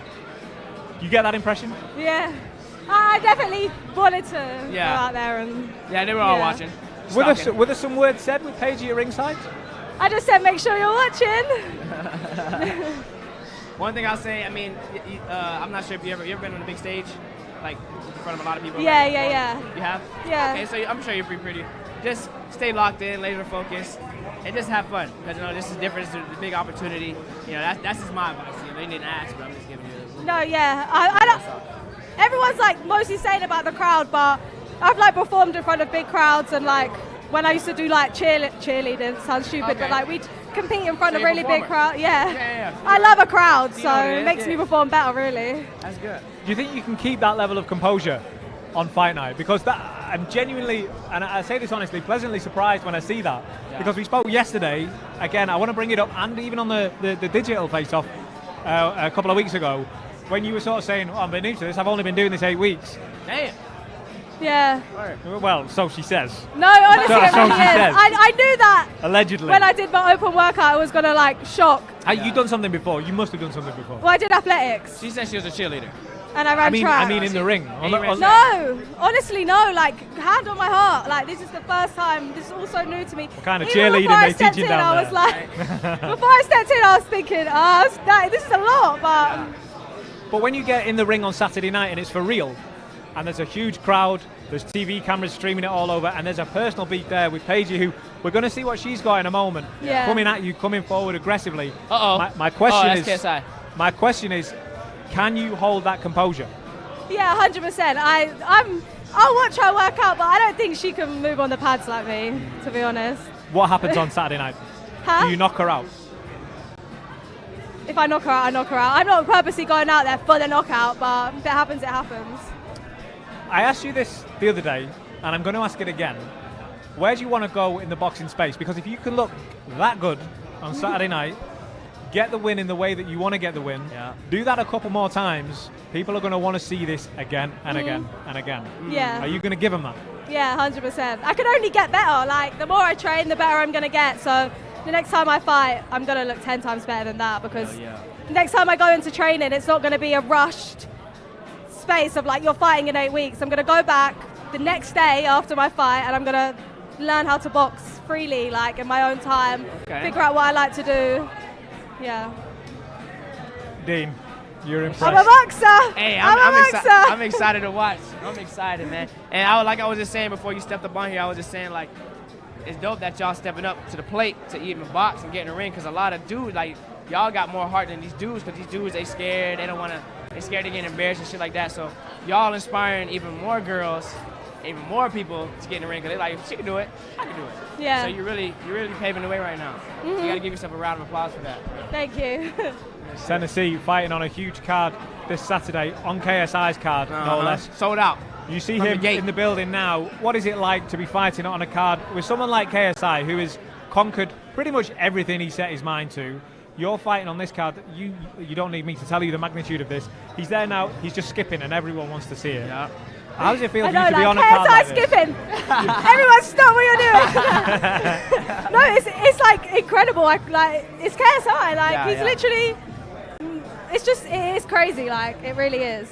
Have you spoken to him in this build-up at all? No, I've never spoken to him. Really? I'm a fan. I'm literally a fan. Like, I'm fangirling him right now. Like, I'm the one like KSI skipping. Like, this is great. Like, what do you think happens in his fight on Saturday night? I think he'll win. Come on. You know who Joe Fowler is? Yeah. I don't know if his name is name right. He hasn't boxed in a long, long time. He old. He like 50.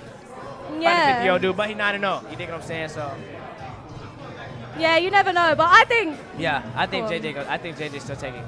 He looks confident. He looks calm. Do you know what? Listen, Dean, you guys are both boxers. You guys are certainly more current and active than I am, but I've done a little bit. One thing that I would not be comfortable doing in front of cameras is skipping. I can do pads, no problem. Shadow boxing, some weights, press-ups, whatever you want to do. Yeah. But skipping, I'm falling over that rope every 10, 15 spins. Is that...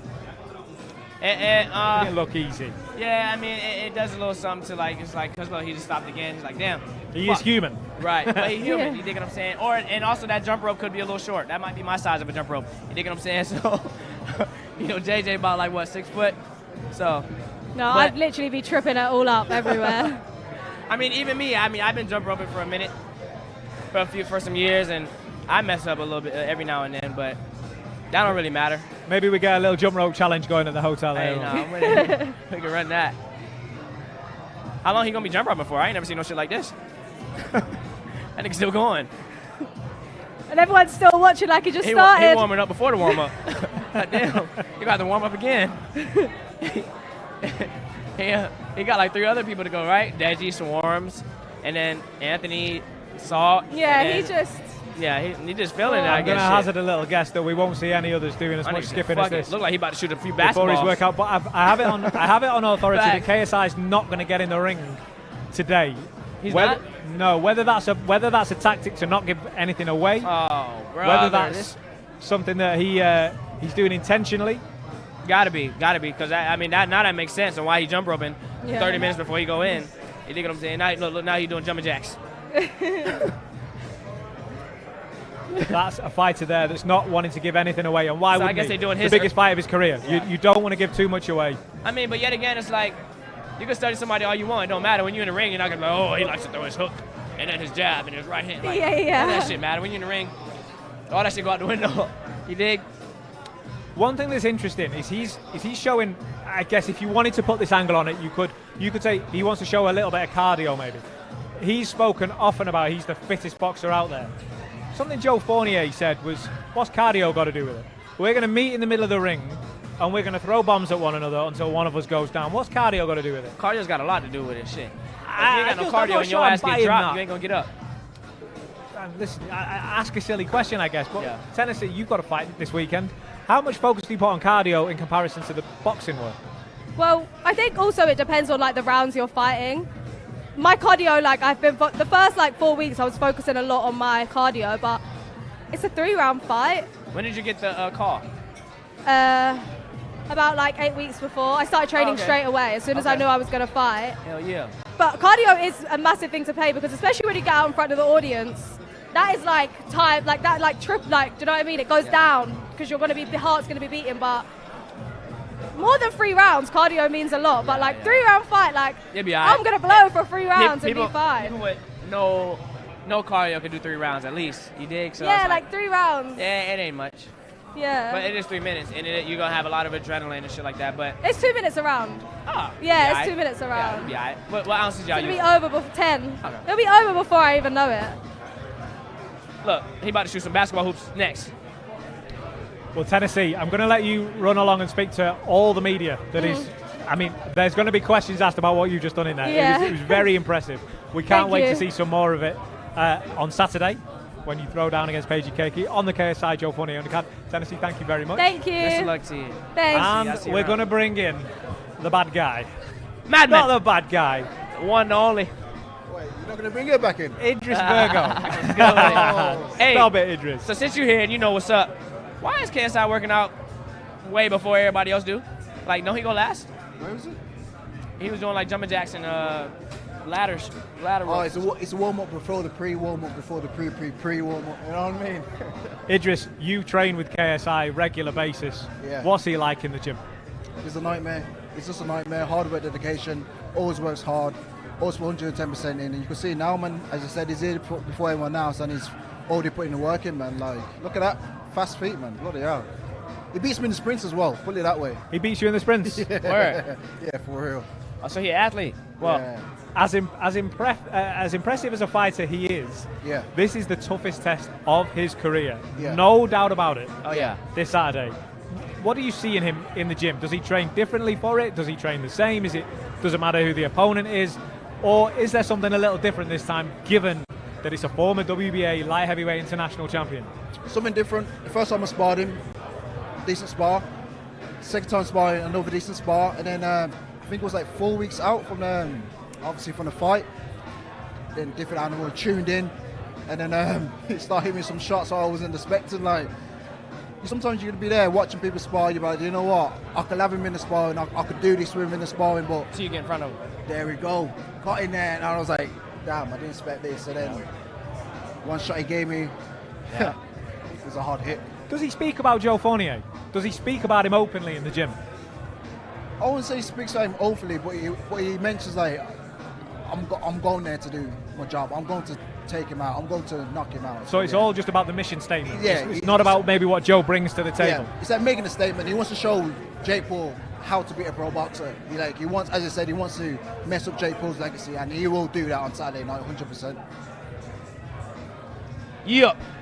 Can he? How do you focus when you're KSI, right? Yeah. You've got a drinks brand, a massive drinks brand. Yeah. You've got your own content channels like the Sidemen and everything else. You've got numerous other projects going on. Yeah. This is not like running several businesses and trying to keep on top of everything. At the same time as running several businesses and trying to keep on top of everything, you've got to try and avoid being punched in the face by guys who punch people in the face for a living. Yeah. Like how does he do it? Mate, I don't know how he does it, because as soon as I do my first session at London Shoot Fighters, I'm ready to go home and sleep.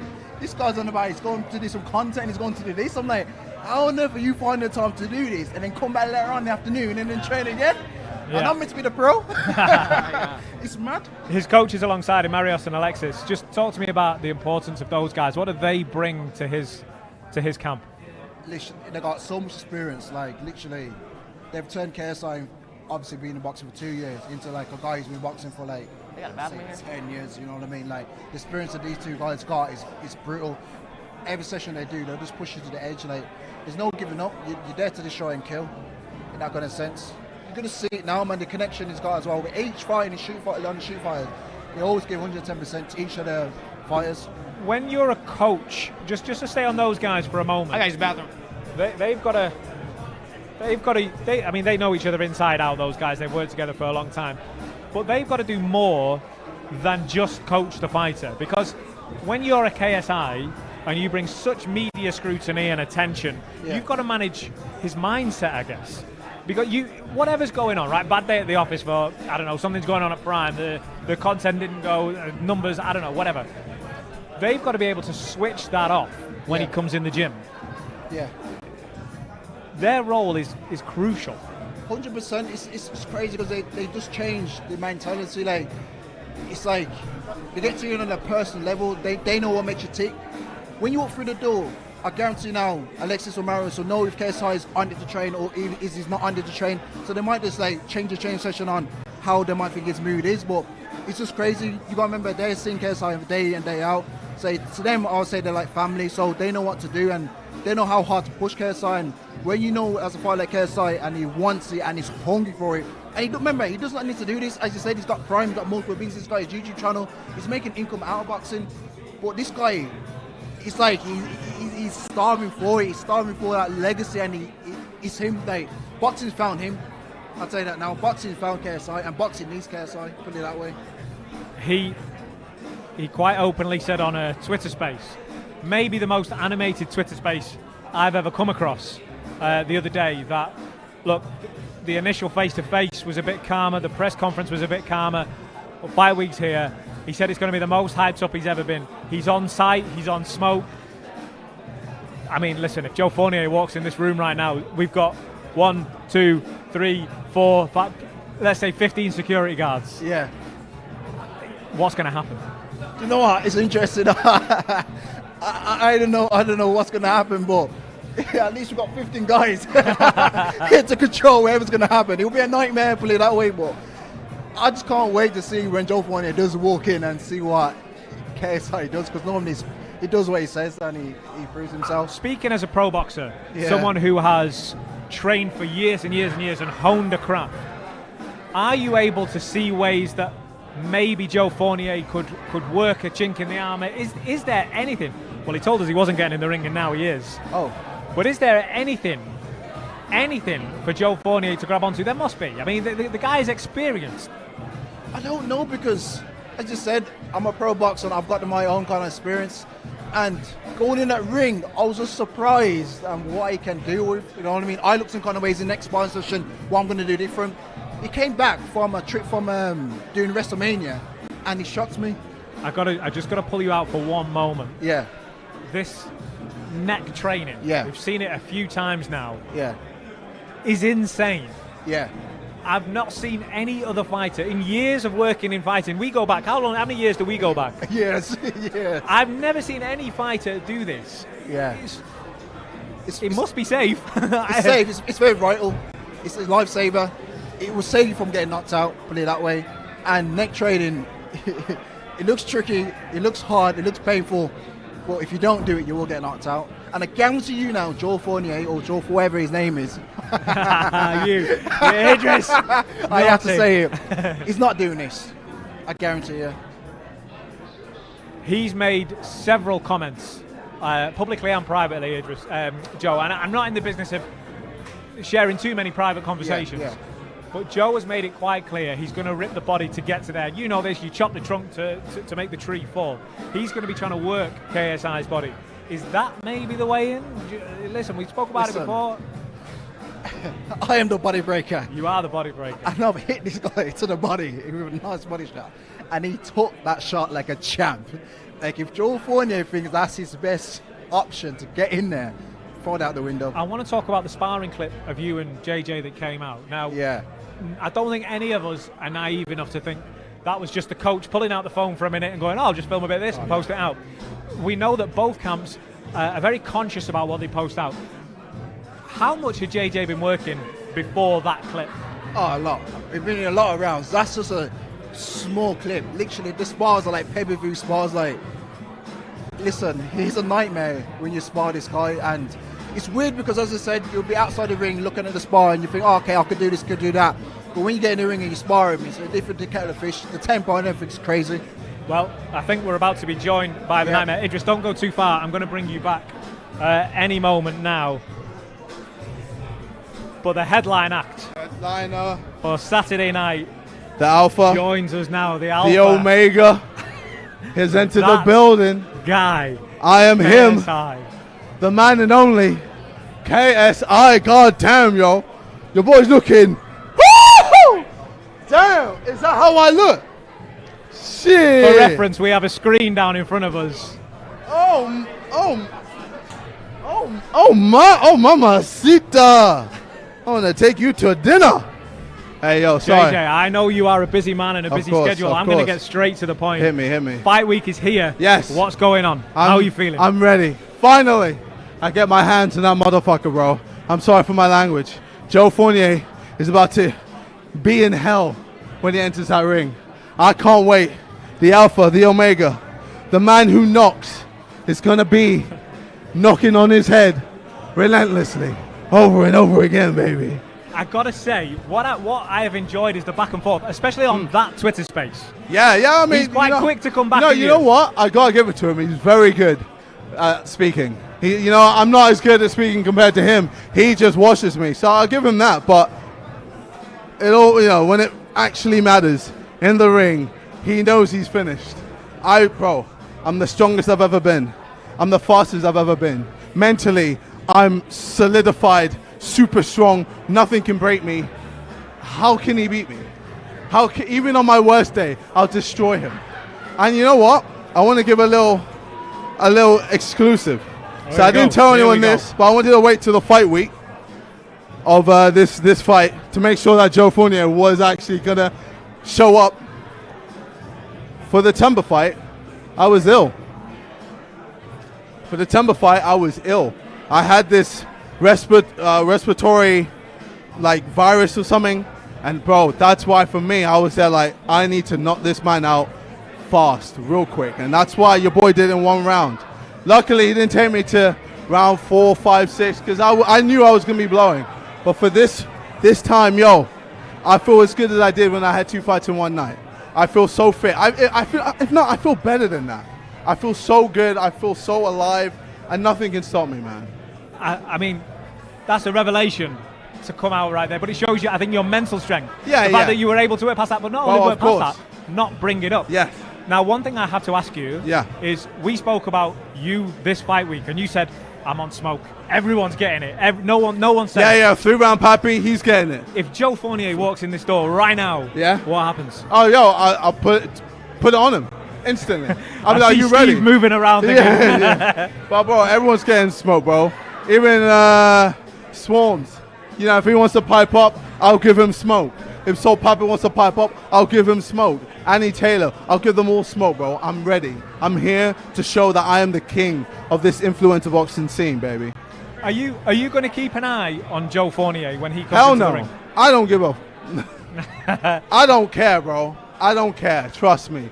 He can come through looking like Mike Tyson. It don't matter. As soon as I touch him with my fist, it's over, bro. As soon as I clean touch the chin, bro. No, he ain't waking up from that. It's simple as that. JJ, thank you for coming joining us. Thank you for having me, yo. Man. I'll see you lot. DAZN pay-per-view. Be sure to watch it. See me, your boy, back in the ring, knocking a man out yet again. I'll see you guys in a bit. Take care and peace, yo. Thank you, bro. Appreciate it. I'll see you soon. KSI live on DAZN pay-per-view this Saturday against former WBA international champion, light heavyweight division. It goes down, OVO Arena, Wembley, and that is a man right there that is ready to go and deliver whatever it takes. He showed up early to his media workout, given both media commitments and eagerness to get in. I want to bring in his training partner back, Idris Virgo. I've not even got the chance to speak to you about you and Anthony Taylor, which I will do in a minute. Let's speak about KSI, man. He's come in here, and I was standing next to him, and no joke. Like, no, I'm not just saying this. The energy, you know what it's like. It's buzzing. It's like, you know, it's like I'm standing next to someone with a battery pack on, you know, and I'm feeling it, and I'm trying to get questions in. I'm trying to speak to him, and he's just, I'm ready to go. I want it. Who is it? Where's Salt Papi? He can have some. Where's Swarms? Where's your like? Man, this guy's peaking at the right time. 100% peaking. Have you seen Dragon Ball Z? Of course. Just pull it that way. It's like a Dragon Ball Z character. He's like Goku. He's ready. Now that, I'll be honest, that'll be a reference that Joe Fournier might not pick up on. Oh yeah. But what does that mean? As we see Paigey Cakey, we're going to come back to their workout and the girls' fight in just a moment. We can't not review what we've just seen with KSI. And by the way, if you knew this and you kept this secret, fair play to you as well. KSI mentioned then that he'd had an illness going into the Temple fight, and he said he didn't want to bring it up sooner, but there was a respiratory thing going on. He had issues breathing. Jesus, as a fighter, the last thing you need is issues breathing going 100%. into. So he goes in and he said to himself, I had to get it done early. 100%. One round. There we go. That just shows you he's a champion. You know, his mindset is in the right place, and it just shows you from the experience on the London Street Fighters, and that's what we do, man. If you got any injuries or anything, we just push, and if you know you can fight, if you're not in a deathbed, you're fighting, son. And you know what I mean, that's the right mentality, yeah? You've seen him in the gym. We've now seen him here. Paigey Cakey, he's going through quite a similar idea, if you like, a fitness-first workout. KSI didn't want to give anything away. Oh, hold me back! Oh my hold me God. back! I'm going to get him! Hold me back! Yes. Jesus, guys, I need to go and lie down already. At least the production team need to tell me if this guy is coming on. The first I saw was Idris's feet go. I was like, yep, let's go. Pretty boy, Anthony Taylor. Listen, the last time you two came face to face with TV cameras and microphones, it was this close. And in fact, I'm going to put you both on the spot now, seeing as you just did that to me. You were giving us some songs, so in your own time, Anthony Taylor, do you want to give us a little melody, mate?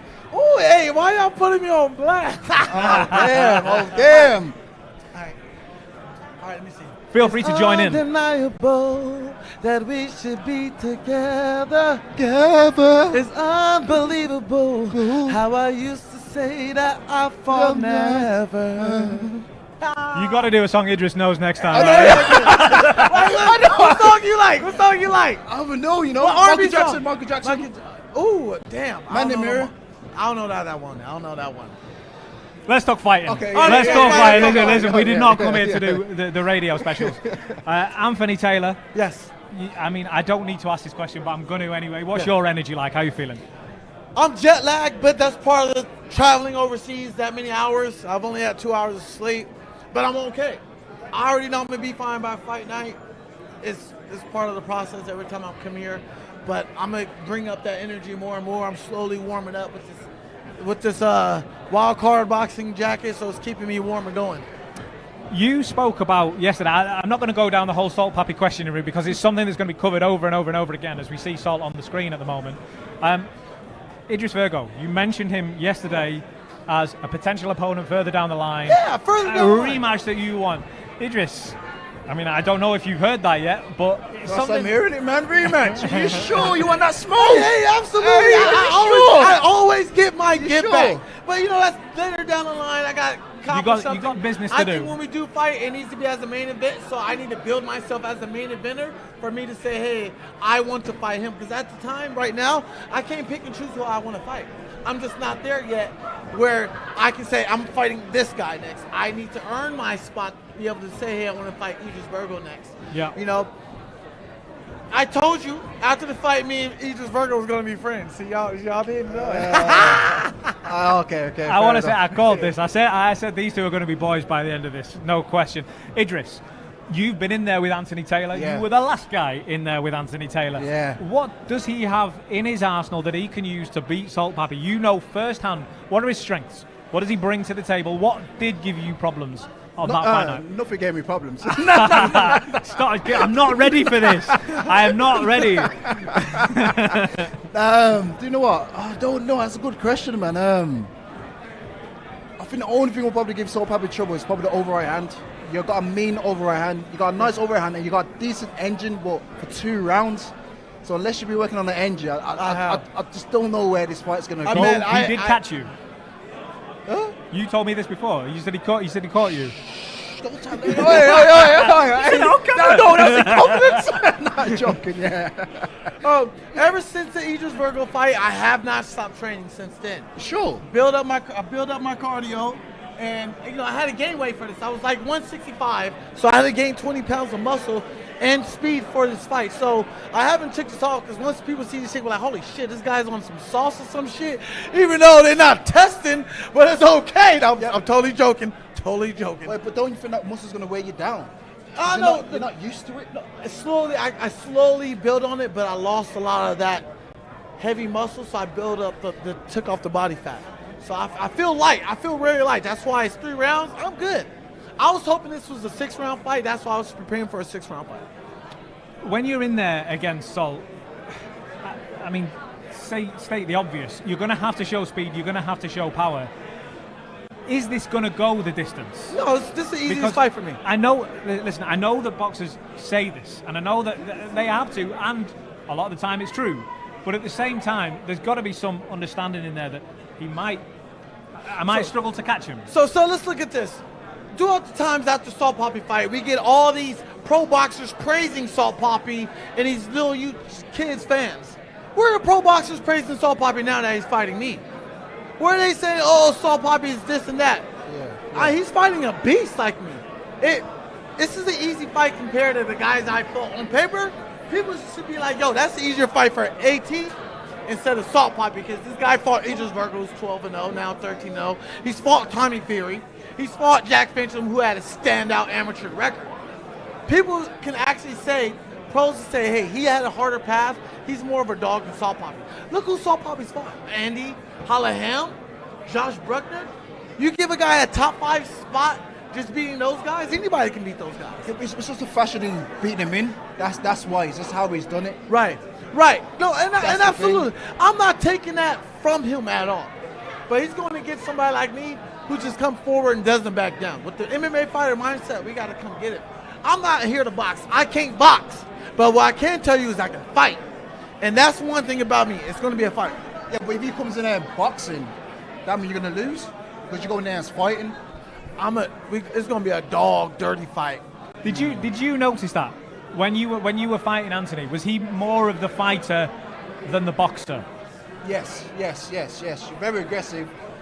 You wanted to fight. You wanted that. You was just pressing. You were just ready to take my head off. You know what I mean? He was ready to take me out. You wanted to knock me out. Yeah. Play that way. So, yeah, you're more kind of fighting. But then Salt Papi's got to see it out outside view. He's just going to box you to win. If he gets an accurate punch, the thing is, how good is his chin? Right, and a lot of people don't understand. I have a great chin, and I have a 22-inch neck. I have a great chin. I can take a punch and a body shot, obviously called the body breaker. Yeah. Okay. I just feel like, a straight left is not going to do it. It's not going to do it. That's all he has is a straight left. He's been very quick to down talk your strengths. You're seemingly doing the same to him. How do you approach it when the first bell goes? Like Mike Tyson. Who's going to be the first person in the middle of the ring? I'm coming straight at him. Like how I ran up to Idris Berg, I'm doing the same thing. I'm not going to give him a chance to set up his shots. Tell me you won't put love is, but tell me you got the pepper with the salt. I'm not. You know who that is.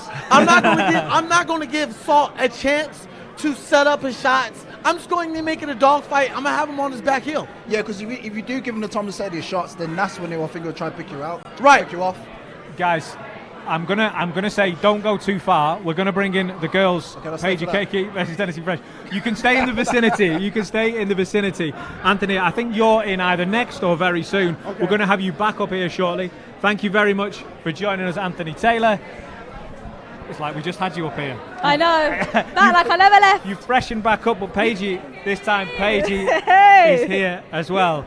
And again, the security takes that little step forward because I don't know which way this is gonna go.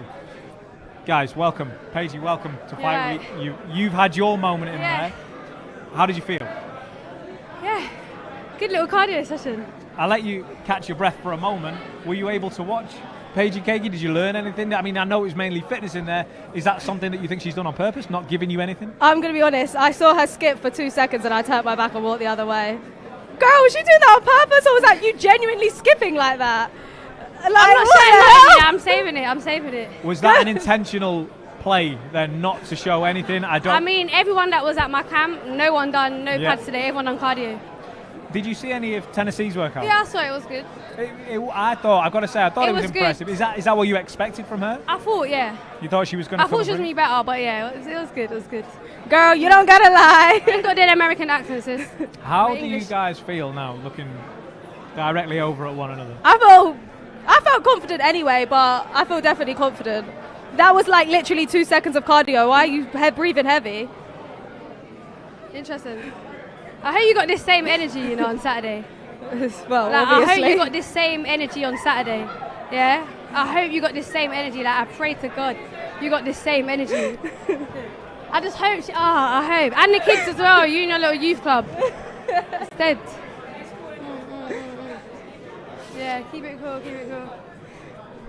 When she's looking at you, smiling, happy, talking like she is doing, is there something bubbling you? I mean, I'm gonna be honest, I'm keeping it professional. If he was not here, I swear to God, I would have gripped her up. But I'm gonna keep it professional and save it. I don't want to like mess up anything that's about to happen on Saturday, so I'm gonna keep it professional. Good, I guess. I wouldn't really care if you didn't keep it professional. What I really like about this fight is both of you are new to this sort of scene of like, a lot of the cameras going on, people wanting to know what's happening, how it's going to break down. But at the same time, it's not just two random people we put in together. There is this backstory there. This means something, this fight, doesn't it? This is, I mean, you felt disrespected from what's just happened, and that means someone's got to pay. Yeah. Tennessee's got to pay, innit? There's just, what I will say for Tennessee is there's been no change of emotion the whole way through. You're just happy to be here. Just let her laugh. And I'm going to laugh in your face and I win as well. Let her laugh so I can have the last laugh. Please. Let her laugh now. Honestly. Laugh now, cry later. I promise you. Laugh now, cry later. Do you write these punchlines down before? Because you've not stuck with them the whole way through, the little one-liners. That out there. I actually hope that was like all a joke because it looked like it. You're better off just not even going out there. That would have thrown me off more than that. And coming over here. I'm going to ask this tentatively as everyone begins to step forward. Before we wrap up, do we get a handshake before fight night? Do we? Is that a thing? I don't know. I don't need to. I feel like I could shake your hands, but are you guys? I'll shake her hand. What the heck? See you in the ring on Saturday. It goes down. Girls, thank you both for joining us. Good health. I know there's a load of cameras waiting to speak to both of you. Thank you very much, Tennessee. Paigey Cakey. We'll see you Saturday night. Part of a huge card live on DAZN pay-per-view. KSI versus Joe Fournier. One of the biggest fights on the card has just stepped into the ring behind me. Salt Papi is in there ahead of his workout. He's going up against Anthony Taylor we had on a moment ago. One of the most spoken about fights on the card. Thank you.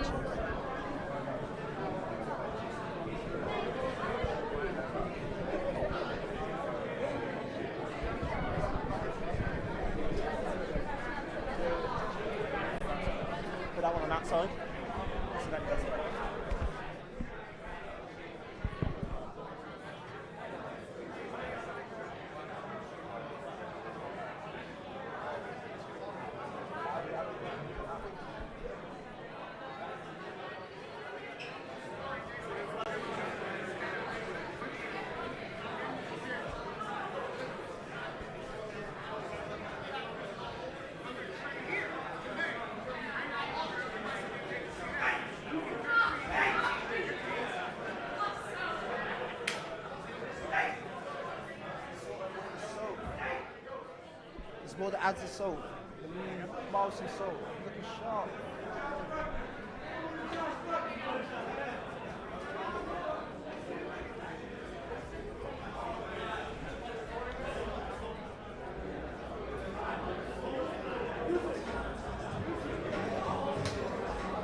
He's using the ring well, Salt Papi. He trains with his dad and with Solomon, who's over in the corner there at the moment. I've not seen his dad here today, but Salt Papi showing that he's got ring generalship. He can move around, not giving too much away, but he's more than happy to let his hands go when needed. Yeah, it's looking really sharp, man. He switches that stance when he needs to. Idris, from a boxing perspective, you're one of the most knowledgeable boxing guys in this room at the moment, given that you've been in there so many times. Just analyse a little bit. What are you seeing there? Do you know what? I'm seeing more faster movement. He, as you said, he knows what he's doing. He's covering the ring well because he already knows that Andy Taylor's going to rush him as soon as the bell goes. So he's moving around that ring very, very good. Thinking those jabs out. But the one thing what I won't say surprised about is like the weight. I don't understand why the weight is at 185. If that is actually Salt Papi's natural weight, it works for him because he's used to that weight. I don't think Andy Taylor's used to that weight. He's going to slow him down. Is this where the battle begins in the negotiations of the fight, of things like rounds, things like weight? I mean, even in some fights you talk about ring size. Yeah. Look at it, he's just giving us those smiles over there. I don't want no smoke. Hey, I don't want it. Yeah, he does. Get in. You know, is this where the battle begins, where, you know, one of you has to be the alpha? One of you has to say, you're going to play by my rules. If I want it this way, if you want to see me, you better make the weight. You better agree to this and that. Is that where the battle begins? 100%. I think Salt Papi won that battle. One with the weight, probably two, would say the ring size, because now he can move around. Really, the ball's in Salt Papi's court. I don't see what Andy Taylor can do if he moves around like this on fight night, because let's be honest, you've got to catch a mouse to get a mouse. It's such a pick and fight. A lot of people go in different ways. I don't want to overcook at the moment because Salt Papi and Anthony Taylor is possibly the most spoken about fight on this card, certainly from a boxing perspective of who's going to win, which way is it going to go. I mean, the top three fights on this card are all pick 'em. You know, they're all which way do they go. Let's speak about you for a moment. The body breaker, Idris Virgon. Yes. You're looking at all these boxes. Yeah. You're looking at all these names, and I got to say, on Twitter, I think I've seen you call out pretty much everybody. Every single person underneath the sun. Because I want that smoke, every single person. But then I've seen an interesting tweet, not even tweet, interesting post from DAZN saying... Yeah, whoa. You can't call out a broadcaster. Oh, no. What'd you do? You start with the cameraman? I don't know. I'm having you next. No, I'm not going to call out those guys. I'll leave those guys to, like, obviously, bring some nice... So tell me about the tweet that you saw for you. I see someone who I sparred twice, and I think it'll be an interesting fight. He said he's making a return this year. He's been out there for 2 years, and his name is Billy Saunders. That's the only reason why I'll probably go back to the pros. Let me get this straight. Two-weight world champion. Yes. Billy Joe Saunders. Yes. Last fought against Canelo. Yes. And okay, lost in the fashion that we know he lost by. Yes. Suffered an injury. Yes. Not been seen in the ring. That was 2 years ago. Yes. But he speaks a lot about coming back. Yes. You want to fight Billy Joe Saunders next? 100%, because he's got to have a warm-up fight, you know what I mean? He's got to fight someone with a bit of caliber. He's got to fight someone with a bit of clout. I've kind of got the clout. I've kind of got the caliber. I've got a decent kind of record in the pro ranks. So I believe for a warm-up fight for him, I'll be the perfect opponent. Now, you might think, oh, will I beat him? I know I can beat him. I've sparred him twice. I know he's got in the locker. And honestly, if that fight could be happening, if that fight can actually be made, I'll do it 100% hands down. It's interesting that you've brought up that you sparred him, because I know often fighters won't really give away too many details about spars, but are you happy to talk about those sparring sessions? What do you know about them? Did anything happen? I'll tell you now, if this fight gets made, I'll blow it out of the water. I'll say everything happened in sparring, and I'll try to get the video footage out there, and I'll try leak it out. Well, we know what it means when a fighter talks about video footage with sparring, but That's a hell of a call out. Billy Joe Saunders, you know, huge name in the sport, and he's one of those fighters where, okay, that would be a pro show, right? No doubt about it. That would not be on a Misfits card. Yeah. But Billy Joe Saunders is no doubt a name that everybody knows. Yeah. Everyone who's watching this, majority of those people, they know Billy Joe Saunders. They certainly know Canelo, who he was up against. Yeah. That's a real fight, man. I want that. That's the only fight I know will get me up in the morning to go back to the pros. Other than that, I'm not interested about the pros anymore. I'm a crossover boxer, influencer boxer. But if I got the phone call to fight Billy Joe Saunders and it's a comeback fight, I'm there. I'll fight him, and I guarantee I'll win, 100%. 100% I'll win. Well, you heard it here first. I think we heard it here first. Yeah. Billy Joe Saunders, are you listening? Idris Virgo's laid out the call. He wants to go in next with you on your comeback fight. The man who's just finished in the ring is Salt Papi, one of the Misfits cult heroes. Another one is Swarms. And he's coming. I thought he's going for him first. Swarms, my man, how are you? Thank you very much for joining us. Thank you. Fight week is certainly here. Listen, before I ask you the standard, how you doing? How's it going? How are you feeling? I'll tell you something. KSI was here a few moments ago. I saw what he said. He said he'll give me, if I want the smoke, he'll do it. But he's got, where's he now? Is he gone? He's left. Exactly. So there's no point saying that, is it? Like, you didn't say it when I was here. So there's no point. Well, yeah, man. Maybe we'll see that pick up through the press conference and weigh in. But let's focus on today. You're here now. Your opponent, Deji, I think I saw him arrive a moment ago. Wasn't best pleased with your T-shirts. Talk to me about the last 24 hours since the track came out. We've seen a bit more content from both of you guys now in this fight week. Where are we? It's ready for war, innit? Like, he needs to expect it, innit? It's not going to be no lovey-dovey things, innit? Like, we're going to go in the ring and we're going to fight. He's trying to take my head off. I'm trying to take his head off, innit? Simple as. I've just seen your coach step up behind us over there. One of my good friends in the sport of boxing, H Boxing. This guy works with elite fighters. You've been in there a long time with him now. Everyone has said it. You don't need me to go over it again about the shape that you're looking in. What has H added to your game as a boxer? Yeah, H, AB, everyone at the boxing beef, they've changed my whole life. The way I think, the way I fight. Yeah, man, it's been a great experience, one of the best experiences. I'm in like the best shape of my life, so yeah, man. Anthony Taylor has just stepped in the ring. I just want to ask you briefly about the Taylor Salt Papi fight. You know, you can't have avoided it. It's been unavoidable. This conversation, you know, about which way it goes. Does this guy win? Does that guy win? What's your thoughts on it? What's your take? I feel like this is going to be Salt Papi's hardest fight, 100%. I've never seen Anthony Taylor get knocked out before. He's gone through all the fights. He's gone through all of them. Tough guy, but Salt Papi's just got too much skill in it. Like, I already know that. If he catches him, it could be night-night. But yeah, Salt Papi takes it for me, innit? But Would you fight Anthony Taylor next? I would fight Anthony Taylor, yeah. I would, bro. I'll fight. I want back, bro. I fought KSI 2 weeks' notice. I'll fight anyone, bro. I can't lie. I don't mind. But yeah, I think Salt Papi takes Anthony Taylor. What do you think? I'm sitting on the fence for this one now. Oh no, man! I've said it already, haven't I? So yeah. It's a tricky one, man. It's a tricky one, man. You know. I gotta say, I was just about to say he seems calmer. Calm. And then he pulls out the Anthony Taylor that we all know. He loves it. Exactly. He has actually been quite quiet recently. Yeah. I wonder why. He has been quiet. He has been quiet. Let's come back to you, Swarms, while we've got you here, and Deji. Deji's mind games, or are they mind games, or is he just a lot calmer? I spoke to him in an interview a couple of weeks ago. I don't know if you saw it, but he went through his previous fights and he said, look, this fight I didn't really prepare for.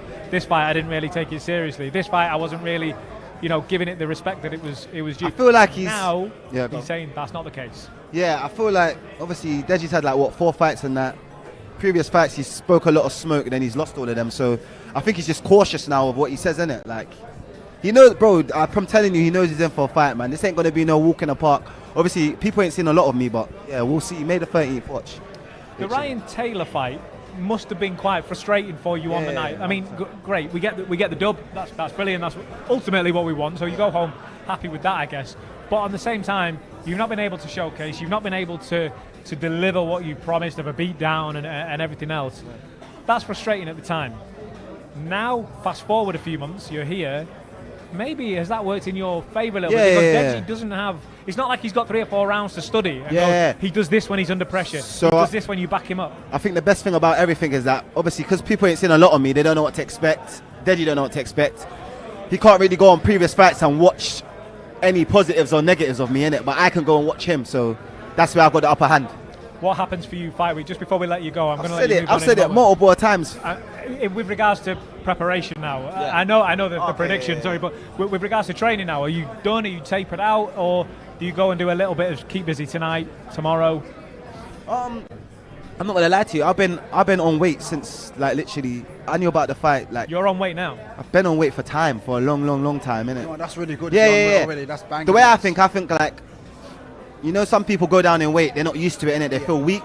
So obviously, I wanted to feel normal, get my power. You know what I'm trying to say? Because obviously, you lose a bit of power when you lose weight. I've come down a lot, so yeah, man. That just shows you a good team behind you. Yeah, I got a good team. A banging team behind you, man. That is good, man. 100%. Oh, I'm giving more gas for this fight now. Shit. What do you say? 3 rounds? 3 rounds, bro. 3 Oh, rounds, man, bro. hold on to your hats for that one. Swarms, listen, thank you very much for joining us, brother. We'll see you again through fight week. Yes. Once again, Swarms will come up face to face with Deji straight after his workout. But I want to bring in an old friend of ours who knows the game so well, Vidal Riley. What are you saying? Welcome to Misfits Boxing, sir. How you doing? I'm good. I'm excited for the weekend, actually. It's a good card, competitive fights, seeing the guys warm up in there. It's good. I'm excited. Before we go into this fight and this fight and this fight, which fight is the one for you? Because the top 3 fights, I mean, forget about everything else for a moment, which we could pick over all day. The top 3 fights, they all have that thing that you want. Yeah. Which is the one that you want to see the most? I want to see JJ KO Fournier. I feel like it's essential. He needs it. Yeah. He needs to win primarily, but I think a knockout is a big statement. I think he will knock him out. I think so. I think That will that's his. happen. I think that's his method of victory. I don't see a points win. I see JJ getting him in round 4 or 5. I think he'll catch him. I had about 3 or 4 for me. Yeah, because I know his conditioning is second to none. And his power, he can carry power. He doesn't lose power. He's got that lights out power. Yeah, that one punch power. And he holds it. I Some felt people have that. Yeah. Some people have it round 1, 2, 3. Some people can carry it. JJ carries the force in his punches. So I'm excited to see that. But I am very excited for Salt Papi and AT. It's obviously 3 rounds. Not what we wanted, but it's still a very exciting fight. And of course, Deji and Swarms, I think they got the best personalities on the show. They're going to talk the most and give the most. So it's exciting, man. That's the narrative fight, isn't it? That's the one that's really got the storyline. Let's jump straight back onto that JJ fight then. You've said it'll be a big statement if he gets to win by a knockout. You know, that's what you want him to do. But I just want to sort of flip that for a moment. People are saying, well, we've not seen loads of KSI. Tempo was out there quick. Swarms and Pineda were out there quick. How much of a test were they really? If JJ has to go to the trenches against someone who has the hardware to back up that record, what does that say about him as a fighter? If he's pushed back, really tested, really gets those shots that you carry to the next round and you still sort of feel it, but he digs deep and he gets through them, what does that say about him as a fighter then? Well, we've seen him do it before. We've seen him do it before with Logan on 2 occasions. He was losing the first fight. Managed to pull the fight back to a draw. Some say that he won.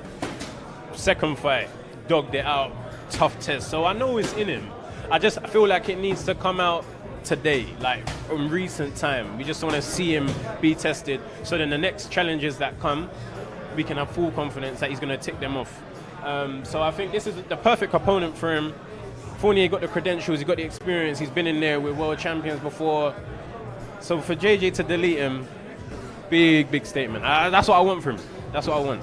You know exactly what it's like to have the spotlight on you and the cameras around you, and they want to ask you about this guy and that guy, and well, if you beat him, where'd you go next? And I know that you've got a fight coming up. There's narrative around that as well. Of course. How easy is it to just focus on the guy that is in front of you when you've got everyone going, yeah, but Jake Paul's over there, Tommy Fury's over there, That's the thing, Salt Papi wants this. The way the world's set up nowadays, it's hard to stay tunnel vision. You open your phone, open one app, you see everything. And I feel like sometimes we got to make a conscious effort to not go on there, to not worry about it. Like I always say, JJ, this is his thing. Misfits is his company. He's the boss. people shouldn't be calling you. People shouldn't be calling the boss. It should be a thing where you send out everyone to fight everyone else. Don't call for me. Gatekeeper. Gatekeeper. Gatekeeper. But Right that's there. no. But in the reality, that's how it should be. You know, I don't like when I see JJ giving too many of these guys his attention. He doesn't have to give them his attention. He doesn't. He has to focus on Fournier, focus on Jake, Tommy, whoever is really his future opponent list. Every new person that pops up and makes noise can't be a future opponent for him. Otherwise, I mean, when would he stop? Yeah. You know what I mean? It's a pretty long queue. Yeah, it's a long queue. So people are getting a bit confident. JJ needs to just delete Fournier in good fashion and just shut up a few of the people that keep popping up and trying to challenge him. I just want to move your attention because I'm aware that the both guys are going to be up here very shortly, and I'll be honest with you, I have no. You could put me in front of them 100 times, and 99 times I would not be able to predict which way it's going to go when these two come face to face. Anthony Taylor's doing his workout at the moment. Yeah. Look who's on the front row watching. Yep. So Papi's right there, as he should be. As he should be. As he should be. Keeping a close eye. What goes through each fighter's heads when they know, he's watching me. I need to watch him. How this is not a workout in your own private gym. No, I think that's the main thing to remember. This is not a workout in your own private gym. You've been working weeks on a game plan that you didn't want to disclose to your opponent. So to hop in there and start going through the strategies that you do behind closed doors wouldn't be advised. However, but why wouldn't you? Why wouldn't you? Because you watch tapes of fights and they study you. So yes. You must just put that out there now. And exactly. So in a way, with Idris' opinion, you can watch me do what I'm doing. Can you stop it? There we go. That's the thing. Can you stop it? Yeah. So there's two views. You can go in there and continue doing what you're doing and then let the guy see it and say, look, you're going to have to stop this, or you can hide it. It depends on the opponent. I mix it up. Is that a statement of intent? If you're, take for example Anthony Taylor. Look at that he's just thrown. That is carbon copy of what he tried to throw against you. Exactly. So Papi would just run around that. Yeah. Do you know what I mean? But he's either unintentionally or otherwise, I'm not sure. Yeah. He's saying to Salt Papi, I don't care that you're there. No, but we know you don't care. Yeah. AT doesn't care. He's one of the people in the industry who don't care about who they're fighting. People are scared to fight him because he doesn't show fear for any opponent. Do you think maybe the balance amongst the fan bases of both fighters and in the Misfits universe is maybe just tipping Salt Papi as the favourite? The more the fight week has gone on, I think more people have just... They've just... I mean, maybe we're getting into a bit of an MMA. You might even see that on the night. You know, AT, he's unpredictable. He might go for a double leg when he gets under a bit of pressure. Yeah. And he said something. He said something when the two guys came face to face yesterday. And there was no big crowd there. There was no one to play up to. Yeah, there were some cameras, but they were sitting both right there. And he showed a little side that we don't see all that often, Anthony Taylor. He said, look, I grew up with nothing. I grew up having to fight. You know, me and my brothers, we had to do what we had to do. If Salt Papi's sticking it on him for 2 rounds, and that third round comes around and Salt's going for the kill, like you say, that's when dog mode kicks in. Do you know? All of a sudden, it's a survival thing. It's a sprint. 3 rounds is a sprint. Salt Papi, we've seen him operate very well at his own pace. This fight, I think we're going to have to see him stretch a bit further. Because when he fought Mean, in the second round, he was gassed out. Yeah. That's my only worry. I think if he comes out like a spinning train, he'll gas out. And Salt Papi will step back and counter him and freaking Papi. I would say knock him out, but probably stop him. You just don't know. I don't think Papi stops him. I think how I'm feeling right now, it's a points win. I think it's a points win for Papi. I don't think he's going to stop Pretty Boy Taylor. Yeah. Maybe I'm guilty of looking too far down the road. Maybe I'm that guy that we were just speaking about a moment ago. Yeah. But if it's a points victory, unless it's clear as day, knockdown in every round, blah, blah, blah, you can bet your bottom dollar Anthony Taylor is going to contest it.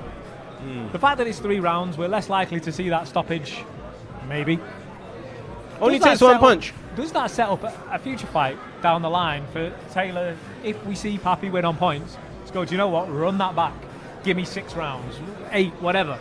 If it's a close fight, if it's a 29-28 victory, which means 2-1, yeah, it leaves a big room for let's prep more, let's get the purses sorted out, let's do it over a full distance. If either any fighter gets knocked out or dominated, I don't think there will be a reason to run it back despite how short the rounds are. Salt Papi is coming up. Idris, again, I'm going to ask you not to go too far because I'm going to pull you back in a moment. Vidal, when Salt and Anthony come face to face in a moment.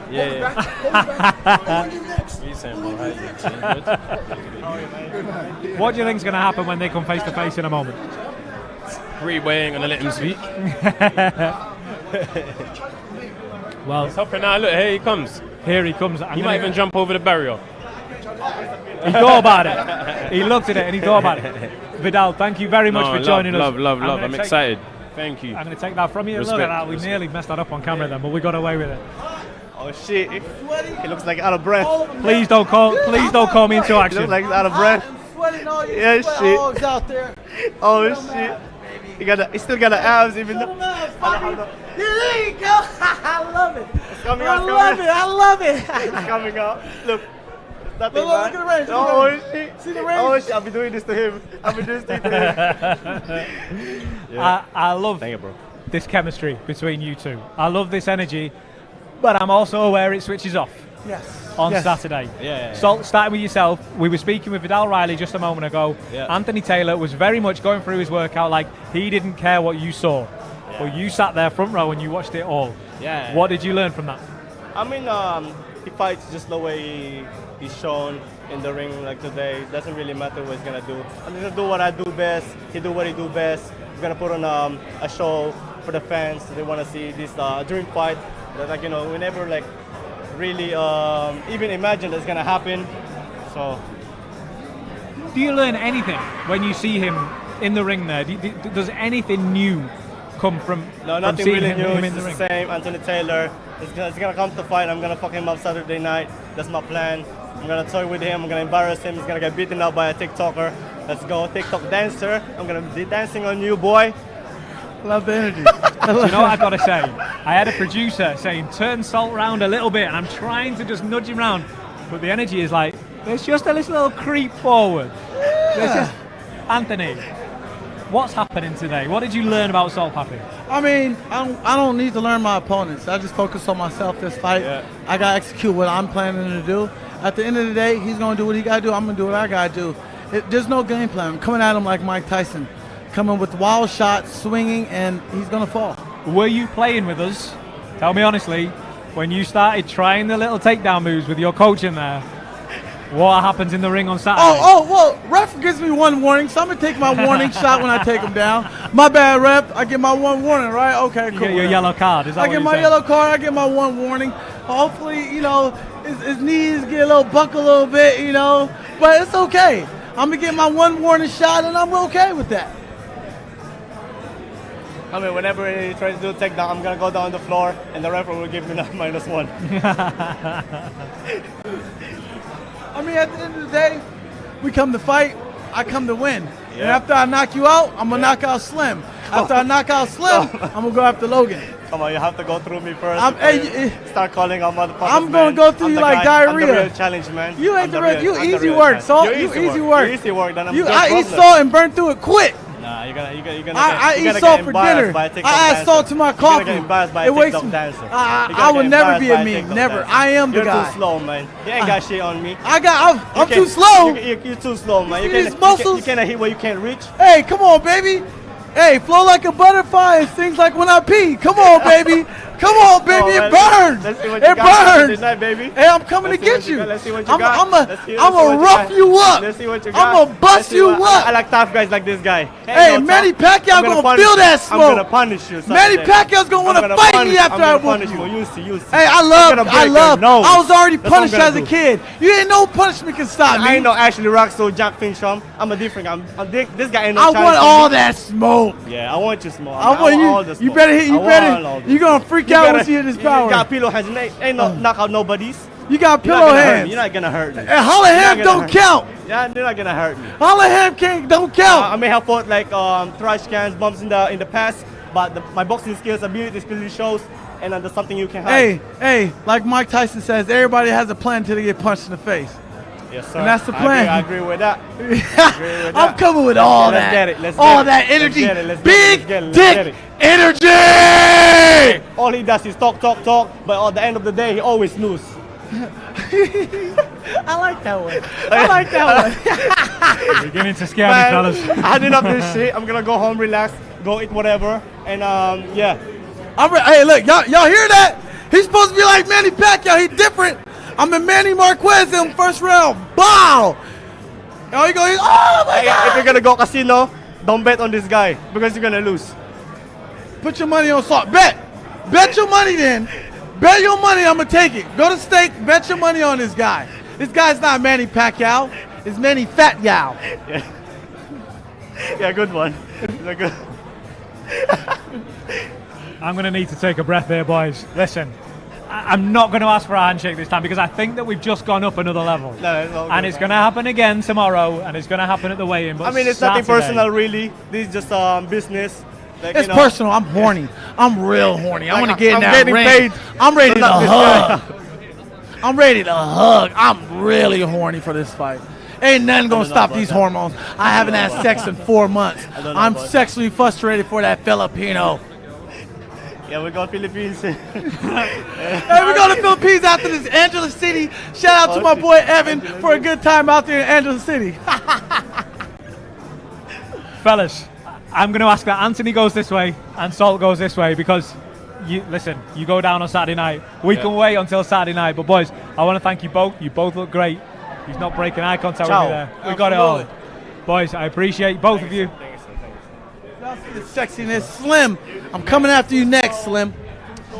And as we look straight over, any moment, Deji and Swarms are going to take to the ring. It's the media workout. It's not quite Saturday night just yet, but we find out both Salt Papi and Anthony Taylor, Deji and Swarms, and of course KSI, Joe Fournier. What energy has just happened there between Salt Papi and Anthony Taylor. I've got to tell you, a lot of people know Salt Papi is the nice guy. Can I just tell you, I don't know if you can see the markings on the floor. Salt was edging closer. The producer was saying, turn him to the camera. He was having none of it. He was stepping forward, and Anthony Taylor is the guy that doesn't back off. Deji steps in the ring right now. Damn it, Idris. Where were you when I needed you? Salt Papi and Anthony Taylor happened. Salt Papi said something. Oh, wow. We'll come back to it because Deji's just stepped into the ring with his coach Daly, and they just ooze calmness. See, Daly just gave me a bad look right there because I kind of called him out, didn't I? I know you did. I know you did. And that Leon as well. Shit. Let's talk about that for a moment. We're just playing, right? Yeah. Right? Elle Brooke's back. Do we have a mic for Elle? We do. You want in the middle? No, you're the main character. No, that's fine. Go in the middle. No. You're going to Go for it. Oh, is it? Who are looking at? Oh, who's this at the moment? So we have Deji and Swarms. Is that Deji? Stepping in. That's Deji in there right now. See, so Daly's going to get some ropes. And Daly's looking at Daly's pointing at you, Idris. I'll have you first, and then I'll have Martin after, and then I'll have Leon. After. You want Deji? Oh, no, not Deji. Daly. Oh, Daly. Oh, that'd be a good fight. Where controversy goes, Idris Virgo is always seemingly there. All right, listen, I just want to smoke. I want to fight, you know what I mean? Yeah, I think everyone's ducking you. Exactly, especially Daly as well. As a coach, like, come on, man. Yeah. And Practice what you preach. Martin, you referenced is Martin Foru, who of course trains with Daly and with. Yeah, no clout, Martin. That's what I call him. No clout, Martin. No clout at all. So he wants my clout. Because forget all that, you know what I mean? I'm the kingpin out here. Is that a fight we see further down the line? Martin Foru just. No, I'm not fighting him as a pro. Would you ever rematch AT? Yes, a lower weight, 168. I'll fight AT. Yeah. Who was heavier? You. We both was heavy, yeah. Oh, you were 175. Oh, okay. Yeah. Okay. Good You fight. look quite ripped for that fight. Oh, do I? Yeah, you did. Do you Especially reckon when I you cut could go down a lower bit than more. that? Yeah. I'll get it to middleweight. I don't more it. Yeah. Let's speak about who we've got in the ring at the moment, Deji. There's always been this question mark because of the losses that came earlier in his fight career. He seemingly put that right against Fuzi some people still trying to bring that up and say, well, it was only Fousey, but now it's Swarms who, listen, is a man transformed. Yeah. Deji gets this win on Saturday. Just how big is it for him? The thing is, Deji has to get this win. If he think? doesn't get this win, where does Deji go after that? Yeah. That's the question as well.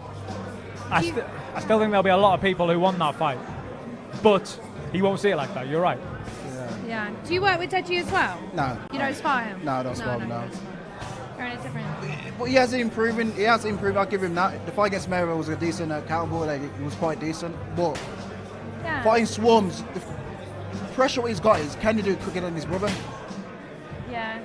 And that's the thing. Do you reckon he's always got that pressure with being KSI's brother? Like he's kind of, the shadow of him. I noticed that there were a couple of cameras just facing the other way, which doesn't usually happen when Deji's in the ring. Okay. I wanted to see what they were looking at, and they were looking at Swarms, who look at that focus. He's not breaking it. Although he did, then he saw us, but it wasn't broken until he saw us pointing at him. Oh. Is he studying every little movement, do you think? And he had such a good fight last time. You want to keep up that momentum. This wasn't it with a jab, and then Ryan Taylor was like, no. I don't know. Don't want to be jabbed by him. Yeah, no more. So that shows that Swarms has got the power. But can Deji take the power from Swarms? Yeah. What's Deji got to do to beat Swarms? Box. It's got to be box. Don't make it scrappy and counter, and then you'll beat Swarms. He's got the experience on Swarms. Yeah. He's got he's been under that pressure more times. And I'm not talking about the pressure of someone coming towards you, because we all do that in the gym. I mean, with the huge crowd and the cameras and the lights and everything else. Yeah. Is it that he's got to channel, do you think? I mean, Elle, most recently you were back out there. What's it like? All the cameras are on you. You can't. How do you shut it all out? Are you even aware when the bombs are flying and you're being punched and you're throwing back? Are you aware that lights are there, people are cheering? Can you hear them? I think when you're in the changing room, yes. Just before you walk out, oh my God, I don't know, you've had way more fights than me, but if you ever thought, I do not want to do this, why have I ever done this? Like, do you start questioning yourself?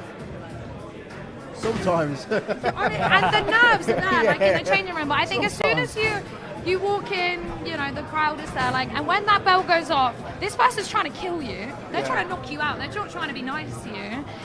Things switch and you turn into survival mode. So I think up until when you step into that ring and the bell goes, of course you're going to be feeling it. Or maybe you have some false confidence, and when the bell goes, you think, actually, I've bitten off more than I can chew here. So it could go either way. How serious is Deji taking this fight? That's the question as well. Well, in the gym with him a couple of weeks ago, I asked him that very same question. And I asked him that because, not because I wanted to sort of make him feel that question needed to be answered, but he brought it up. He said, well, I thought Jake Paul didn't really take it seriously. Then I thought Vinny didn't really take it seriously. Yeah. Then I thought Floyd Mayweather. Then I thought, and he kept saying I just didn't take that fight too seriously. I didn't fight. So the natural question is, have you taken this one seriously? Yeah. And the reason I think he has, I mean, obviously he's going to say that he has, but the reason that I genuinely believe it is look at his demeanour in interviews, look at his social media presence. There's not a lot to go on. People are criticising him for it. Oh, you're not promoting, you're not selling. I genuinely believe that's because he's locked in. Yeah. So why didn't he say Mayweather fight seriously then? I don't get it. Why would you not take that serious, but take this fight serious? The greatest of respect to Deji. I love Deji. He's a great guy. We get on really well. Yeah. If you're stepping in the ring against Floyd Mayweather, you're not expected to win. You're going there as an overall experience. It's not going to count on your record. If you win, you're not going to get the rematch. It's not. Do you know what I mean? Just go and experience it. Exactly. Learn from the occasion. I don't think he was expecting Floyd to stick it on him in the way that he did, but at the same time, make no mistake, he landed back, gave him the black eye, etc. Yeah. And it wasn't until the last minute that the gloves got changed to 10 ounce, right? Exactly. Literally hours before the fight. So if you're preparing for it to be like a glorified spar and bigger gloves, it's not until that moment, hours before the fight it gets changed that you're like, maybe I should have taken it more seriously. But I think Mayweather also, in these exhibitions, never tries and knocks out his opponents anyway. Yeah. So maybe, you have less of a threat going into there. Like, it's more of an experience, as you said. But don't you think people on social media, when they do go quiet for a fight, they're more afraid and more scared than if someone screaming loud? I do think, if I know my opponent's gone quiet, he's not ready for the fight. He's scared. He doesn't want to say anything. What's going to backtrack with him later on? It's maybe a bit different with the crossover scene. Do you know, like he's... Yeah. We're not talking about pro boxers here who, you know, it's not in their interest to start calling you this and that, and I'm going for this guy next and that guy next, which someone like an Anthony Taylor is going to do over and over and over again. You know, he's fought Floyd Mayweather, who is a name that generates, you know, you go and ask anybody in any gym in the world, they know who Floyd Mayweather is. So he's taken that fight seriously. He's knocked out Fousey in his Misfits fight. Yeah. So now he's coming in, and I don't know, Swarms is a hard one to read because we've not seen anything from him. So, okay, it's a bit frustrating for the fans who don't get to see all this trash talk back and forth, but is he saying, do you know what, I just need to lock down and focus on me. Yeah. I'm not getting involved in any beef. You know, I can respond to your diss track when it comes out in fight week, but you're not really a guy who's throwing out loads of boxing promo videos either. So I'm not going to try and fight you on Twitter, on YouTube, on Instagram. I'm just going to do my thing. And then we get here in fight week, and he's deadpan. You know, I'm asking him loads of times, what's going to happen, what's going to happen? Look, watch the digital face-off. He sits there in his kitchen, says barely 10 words. Well, against Fousey, was it exactly the same then? Was he locked in as is for the Swarms fight? No. He was a bit more aggressive in that build-up. He was more, not aggressive in the sense that I'm going to do this and I'm going to do that. He was just playful. And I thought that was a good performance. Yeah. Against him. Say again? I thought that was a good performance. Against Fousey, yeah, that's what I mean. Got his man out there, did what he had to do. But look at the fast twitch energy of Swarms. Yeah, no, I don't think this is an exciting fight because obviously Swarms has already lost against KSI. And he's like, okay, I'll take the brother. And there's a bit of redemption there, perhaps. Is it a tale of two redemption arcs? Does one overlap the other one? Exactly. No, this fight will be interesting. It will be interesting.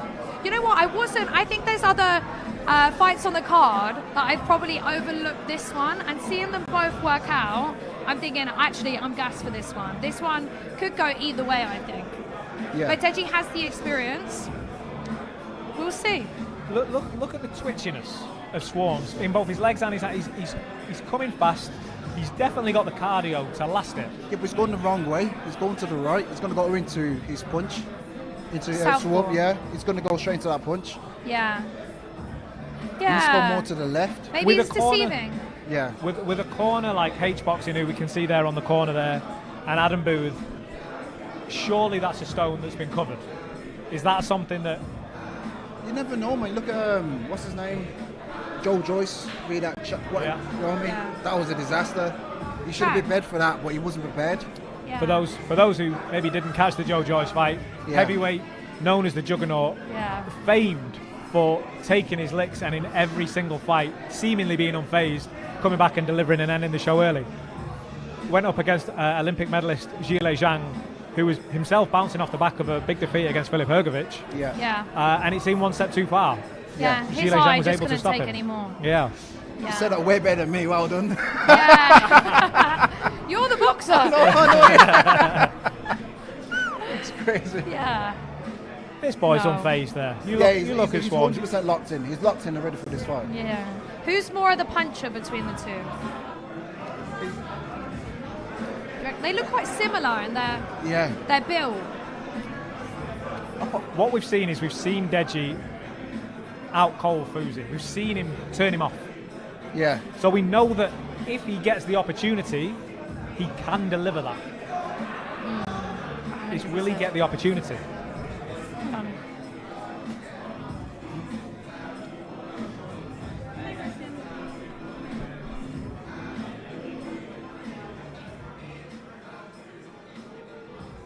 How did KSI stop Swarms again? Knocked him out, no? Was it a stoppage? Was it a TKO or was it knockout? Was it a TKO? Swarms. Against Ryan Taylor? No, against KSI. Oh, against KSI, it was waved off. Waved off. I've got to say, we've got boxing royalty coming in. Idris, I'm sorry, I'm going to say to you again, don't go too far. We're going to keep pulling you back in. Yeah, no worries. Because... Am I staying in? You stay in now. Okay. I stay in. The man coming, stepping over, former cruiserweight and heavyweight champion of the world. Yeah. Good friend of Misfits Boxing. Good afternoon. Mr. David Hay, how you doing? I'm not bad. I'm looking forward to this.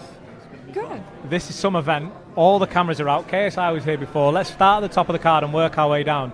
These are two guys that you know very well. Yeah. I've got to know Joe. I've got to say, I've got to know Joe quite well myself. I was over in Miami. He's putting that work in. David, give us your opinion on the KSI Joe Fournier fight. I think it's a great fight. You've got Joe Fournier, who is 40. He's been there, seen it, done it. He hasn't been that active. He had an exhibition with me a year and a half ago. But prior to that, you know, he's not in the fighting condition, as you would say KSI has been in, because he's been fighting regular, he's been in the gym regular. So he's got that on his side. He's got the youth on his side. He's got the power, but the boxing ability, the experience, the person who sparred open rounds with James Agal and Chris Eubank Jr. is Joe Fournier. So he's got that real boxing experience behind him. And I think that goes a long way. I think that supersedes a younger man with lots of energy and lots of motivation. He's got all of the pressure on him to win this fight. You know, we saw what happened with Jake Paul and Tommy Fury. Everyone's assumed Jake Paul was going to win, but it doesn't work out like that in boxing. You know, all those years of experience that Tommy Fury had was able to negate Paul's attacks, and there was a big upset. I think there's going to be a big upset on this card. In fairness, I know that you clearly had the experience over Joe Fournier, but with that being said, you'll be able to assess him when you're in the ring with him. You will have been able to see what he does well. Maybe, you know, where's the weaknesses. What was his trap-laying ability like? Because he will have tried to lay things down. Maybe you don't walk into them. Yeah, it's hard to judge against me. I'm two-weight world champion. I'm used to fighting guys who. But you can appreciate he's trying to do this. I could see him trying things. I could feel him coming in. He was landing a few shots. No, I don't think KSI would have done as well as Joe Fournier did on the night. But you know, just because one person doesn't do well against someone else doesn't triangle mean theories don't work. It doesn't work like that. I think it's going to come down to who wants it the most. I think it's going to, the first couple of rounds will be very explosive, maybe a flash knockdown or two, and I think it's going to come down to who's willing to go into the uncomfort zone and stay in there. Because it's been a while since both fighters have been in that uncomfort zone. Has KSI been in that uncomfort zone yet? In the ring, no. You know, certainly not for a while. You're going back to Logan Paul days, really. Exactly. It's a long time ago, and it was Logan Paul. What boxing history has Logan Paul had? So it's, you know, it's starting to get. This is when we really find out whether KSI has what it takes to move forward in his boxing game. Fighting a legitimate boxer who's coming to win, who's had plenty of notice, who's in shape. I was out in Miami with him a week ago. He's sparring. He's doing all his training. He's living the life. He's got a nutritionist.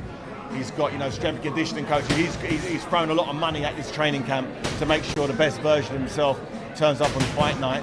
And, you know, he's got that experience. So it's going to be very, very interesting. I've got to ask you, as not just a former pro boxer, but someone who reached and hit the heights that you did, who is very well positioned to comment. Who's very well positioned to comment on the sport. Which would be more impressive for KSI from you? If we go with the narrative for a moment that KSI takes the win on Saturday, would it be more impressive if he goes in there similar to Temper, knocks him out within a round, demolition job, in and out? Or is it more impressive to go the distance, to dig deep, show that he's got that in his arsenal? Because if he comes up against a Jake Paul or a Tommy Fury, maybe he has to show that. Which is more impressive of the two styles? Any win of any description for KSI against Joe Fournier is massive. That's all he needs to focus on, is just winning. If he can have his hand raised at the end of it, that's a massive, massive leap forward in his career. That shows the world that he is very, very serious, and he's so focused and so. Definitely not. Definitely not. So I'm 41, 42 this year. No, thanks. I do appreciate the offer, genuinely, but I have to respectfully decline, sir. David, I'm sure this is a regular occurrence. Yeah, Fighters coming asking you just for one last dance. I was trying to ignore it. If there's one piece of advice I could give you, is never try and ignore Anthony Taylor, because he just gets louder. I got that vibe. When you're KSI on fight night, when you're sitting there with your hands over the chair, they're getting wrapped, and all of a sudden all this is finished. You know, there's no more cameras, there's no more how'd you feel, there's no more I'm going to do this and that. The reality's there. You were there when you had your hands. What goes through your head when you think, this is the biggest challenge I've ever set up against. Here we go. It's happening. It's real.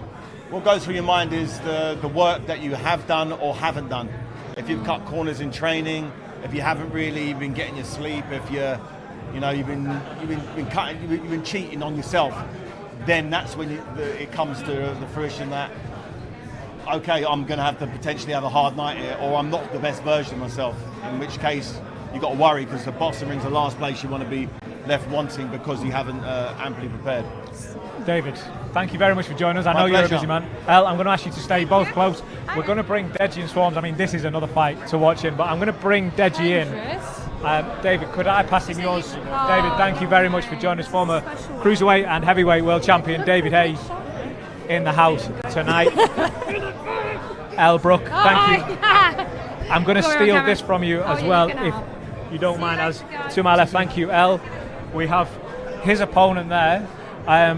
He's holding his bag as well. I mean, fair play. Just man of many, just bringing it all with you, I should say. Deji, Swarms, thank you both very much for joining us. Boys, it's here. It's real now. Deji, I'll let your team take that bag from you. Now you're standing face to face from one another. I think you may have briefly crossed paths in the hotel yesterday, but now it's face to face time. How do you feel when you see Swarms? Yeah. Swarms, he's not giving you anything at the moment, but is that a mind game, or is he genuinely just not bothered by it? I don't know what it is. Deji, you know, for a fight, so made a 13th minute, man. It's a thing that I'm just done with the talking stuff now. Like, straight action, simple as. Talk to me a little bit about the diss track and the t-shirt. Yeah. Is that designed to get under Deji's skin or in his head? Man. And if so, did it, do you think? I don't know if it did, but the diss track, that's a part of that's my character. I do diss tracks to everyone. Of course you do. It's just my thing, innit? And it helps me, innit, on my fights. Simple as. Deji, there's not a great deal of footage for you to go off. Have you been able to pick anything out about Swarms, maybe that you've been able to work on in the gym with your coach? I mean, you'll see May 13th. Saturday. Which is this Saturday. Did you learn anything in the ring there? I didn't watch him. I saw Swarms watching you. Were you aware he was watching you? No. Did you learn anything? No, not really. May 13th though, innit? Simple as. You're making me work here, boys. You're making me work. When you watched him, when you saw him in there, you knew what he was doing. You know what he's about. Yeah. Do you think he was maybe not giving you a great deal? Because you looked so calm. Your whole team did. You'd done this before. But were you able to pick out and think, I know that, I didn't know that. That's where I'm going to get in. No, to be fair, when I fight people, I don't watch what they do, innit? I just watch what I do. Simple as. Joe Fournier has just jumped in the ring behind me, so we're going to cut to that in just a moment. We're going to do, I think, a face-to-face later on, but just while we're here at the workout, I don't know the state of play between you two at the moment. Do we get a handshake? Of course we do. We're all friends. Yeah. Deji, Swarms, I'm going to let you get back to the hotels and get this out of your system. We will speak again later. Thank you both very much for joining us. Cheers, boys. Thank you. Cheers. Deji and Swarms, they're neither up for much talking. We knew that was going to come. That's been the tale of the tape through this fight campaign. But speaking of tales of the tape, the man in the ring right now, Joe Fournier, our old friend. We're going to look forward to speaking to Joe Fournier in just a moment. He looks so calm. He looks calm as you like. Mams Taylor, of course, giving him the handshake. They're all friends now. Are they going to be friends come Saturday night? We'll find out. Joe Fournier takes on KSI live on DAZN pay-per-view this Saturday night, live from the OVO Arena in Wembley. The biggest test in crossover boxing, some may say, this year. Top of a huge card.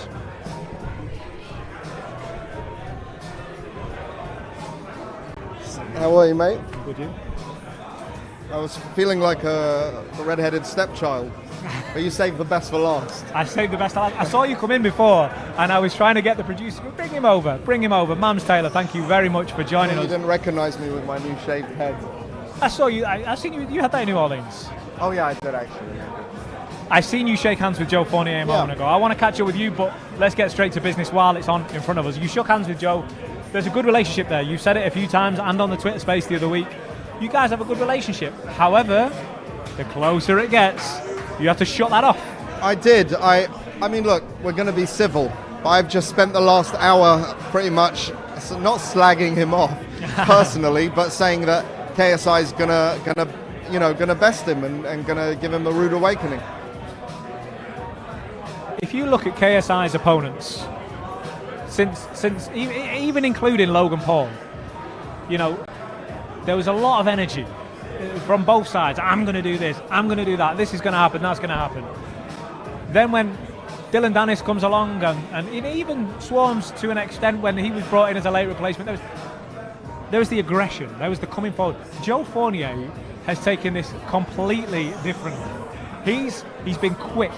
He's been silver-tongued. Even, I'll be honest, KSI said it himself a few moments ago when he was up here. He said, I'll give him that. He's a great talker. Great talker. He's unfazed by this. Yeah. Now, yes, he's been in big fights, and yes, he's had the belt, and yes, he's been tested, but he's never been in a fight the size of this one, and he's still going around. Look at this guy.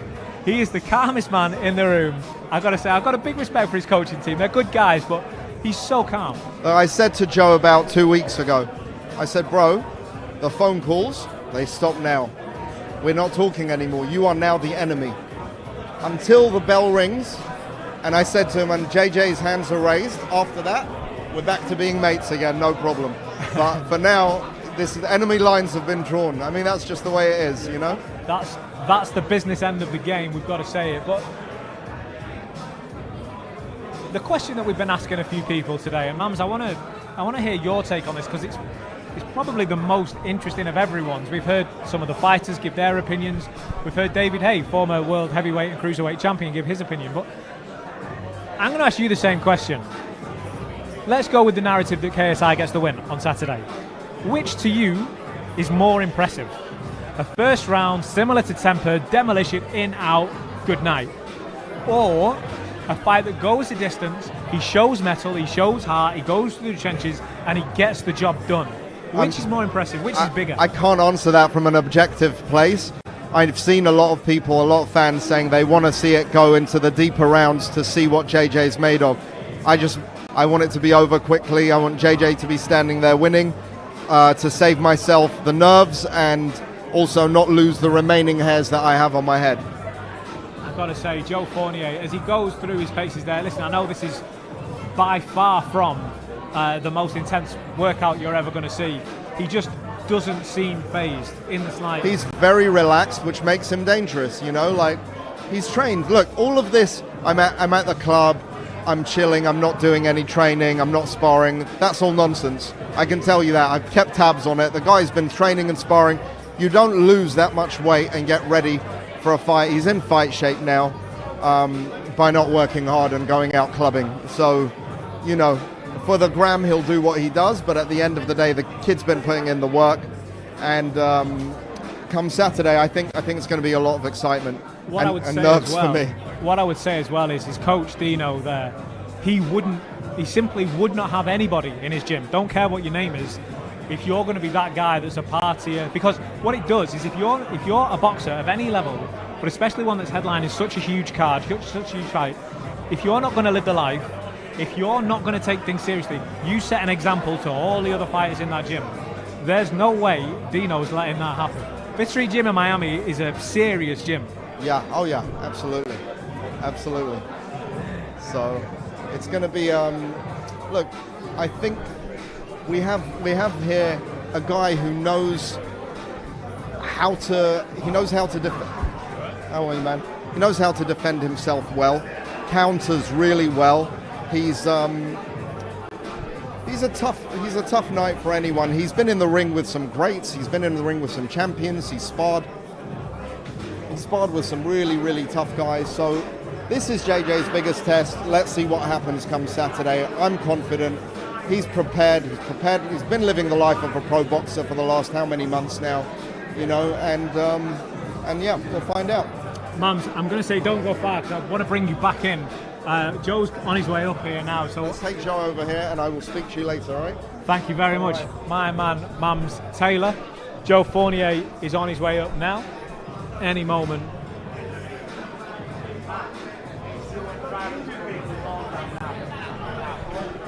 How are you, Pally? Okay? Joe Fournier, thank you very much for joining us. Welcome back to the UK. I think it's actually the first time I've seen you in the UK. Oh, no, after the press conference. Yeah. It's more in Miami, living the life. I know. I won't tell him what you've been doing out in Miami. Can we cut this? Joe, seriously, it's business time. You still don't seem phased. You're the same guy. You're that guy. Smirking, smiling, happy. I'm relaxed. At the end of the day, like I said, I've already won at life. I only figured out before I came here that in 2016, I weighed 181 at the O2 Arena when I fought Bella Juhasz. 7 years ago. It was in May 2016, I won. And now I'm weighing 180 on Saturday, 7 years on. I started boxing for my own mental health, for my physical health. So I've already won before I even got here. So I'm just enjoying the experience. I'm here to do my job, which is knock out your boss and enjoy it and inspire people. I want to talk to you about, I mean, you come over here and you're saying your mindset's this and you're in that place. KSI was up here on this stage 20 minutes, half an hour ago, and he said, I'm coming for him. He's not ready. I'm going to do this. I'm going to do that. He did give you some praise.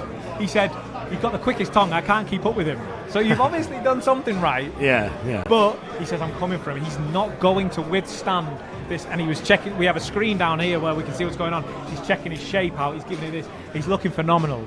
Is there any cause for concern your side? No. He's going to do what he needs to do. I think that's what's going to get him knocked out. I think that aggression. Look at Ryan Garcia. Look how he got knocked out because he was too aggressive. Yeah. I think I think two things. Number one, I think he's afraid, which is why he's trying to be so confident and cocksure. You know, The Art of War. I don't know if you've read that book, but when you're when you're weak, you got to show strength, and that's where I think he's at. I think the second part to it is that inexperience of trying to knock me out is what's going to get him knocked out. Because if you look at my record, if you look at my experience, you look at the people I've been in the ring with, they haven't managed to do it. And if you try and do that too soon, well, you're going to run into something. And I also have knocked everyone out I've fought, and a lot of them have been professional boxers with much better records than KSI. So I've told you in Miami, I'm willing to take one to land one. So, which I still think is a risky strategy. But yeah. I can say if you hold this.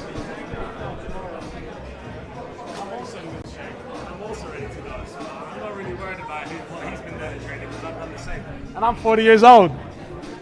I gotta say, imagine me at 29.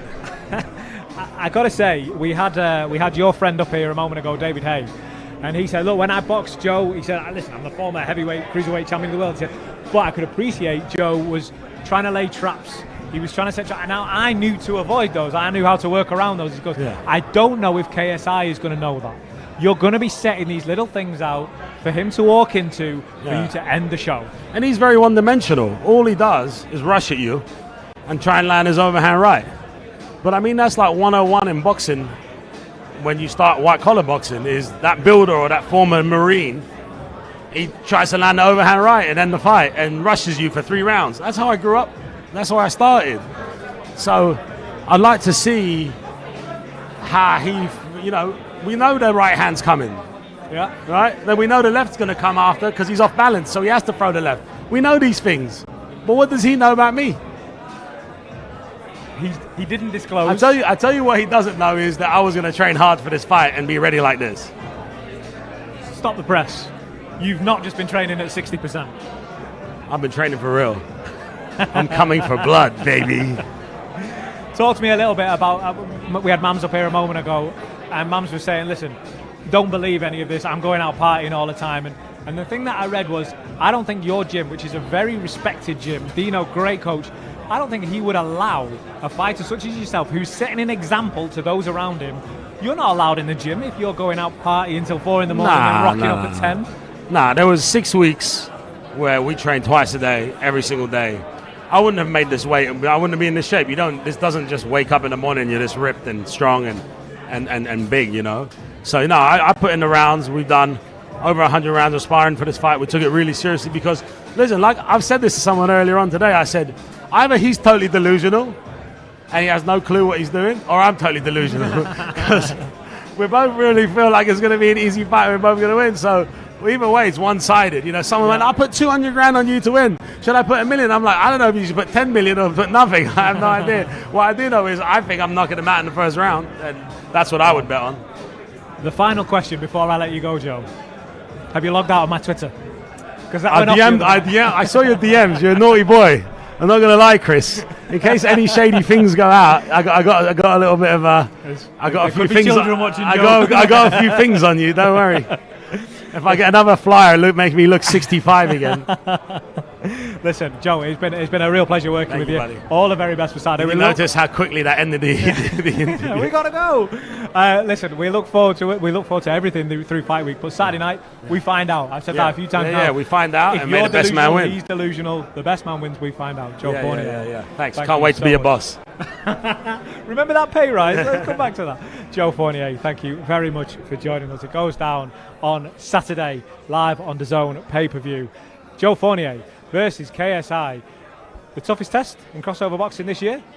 The former WBA international light heavyweight champion. He finds out with KSI, simple as that. He finds out. He puts the test up. I think we're done with the workout. All the fighters have been and gone. We've heard from Idris Virgo. We've heard from Elle Brooke, Dean the Great, B. Dave. Thank you everyone for joining us.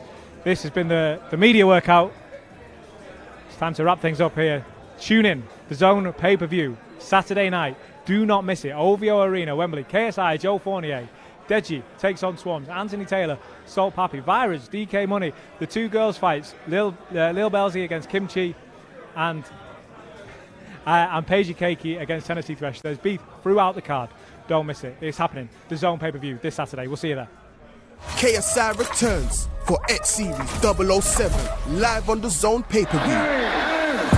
2 unbroken records ready to be shattered. I want to have a scrap with the guy. 2 unbreakable mindsets set to collide in the ring. Knock him out clean. Fists will fly like sharks. Will break. X Series 007. They have a license to thrill, but only one will be broken.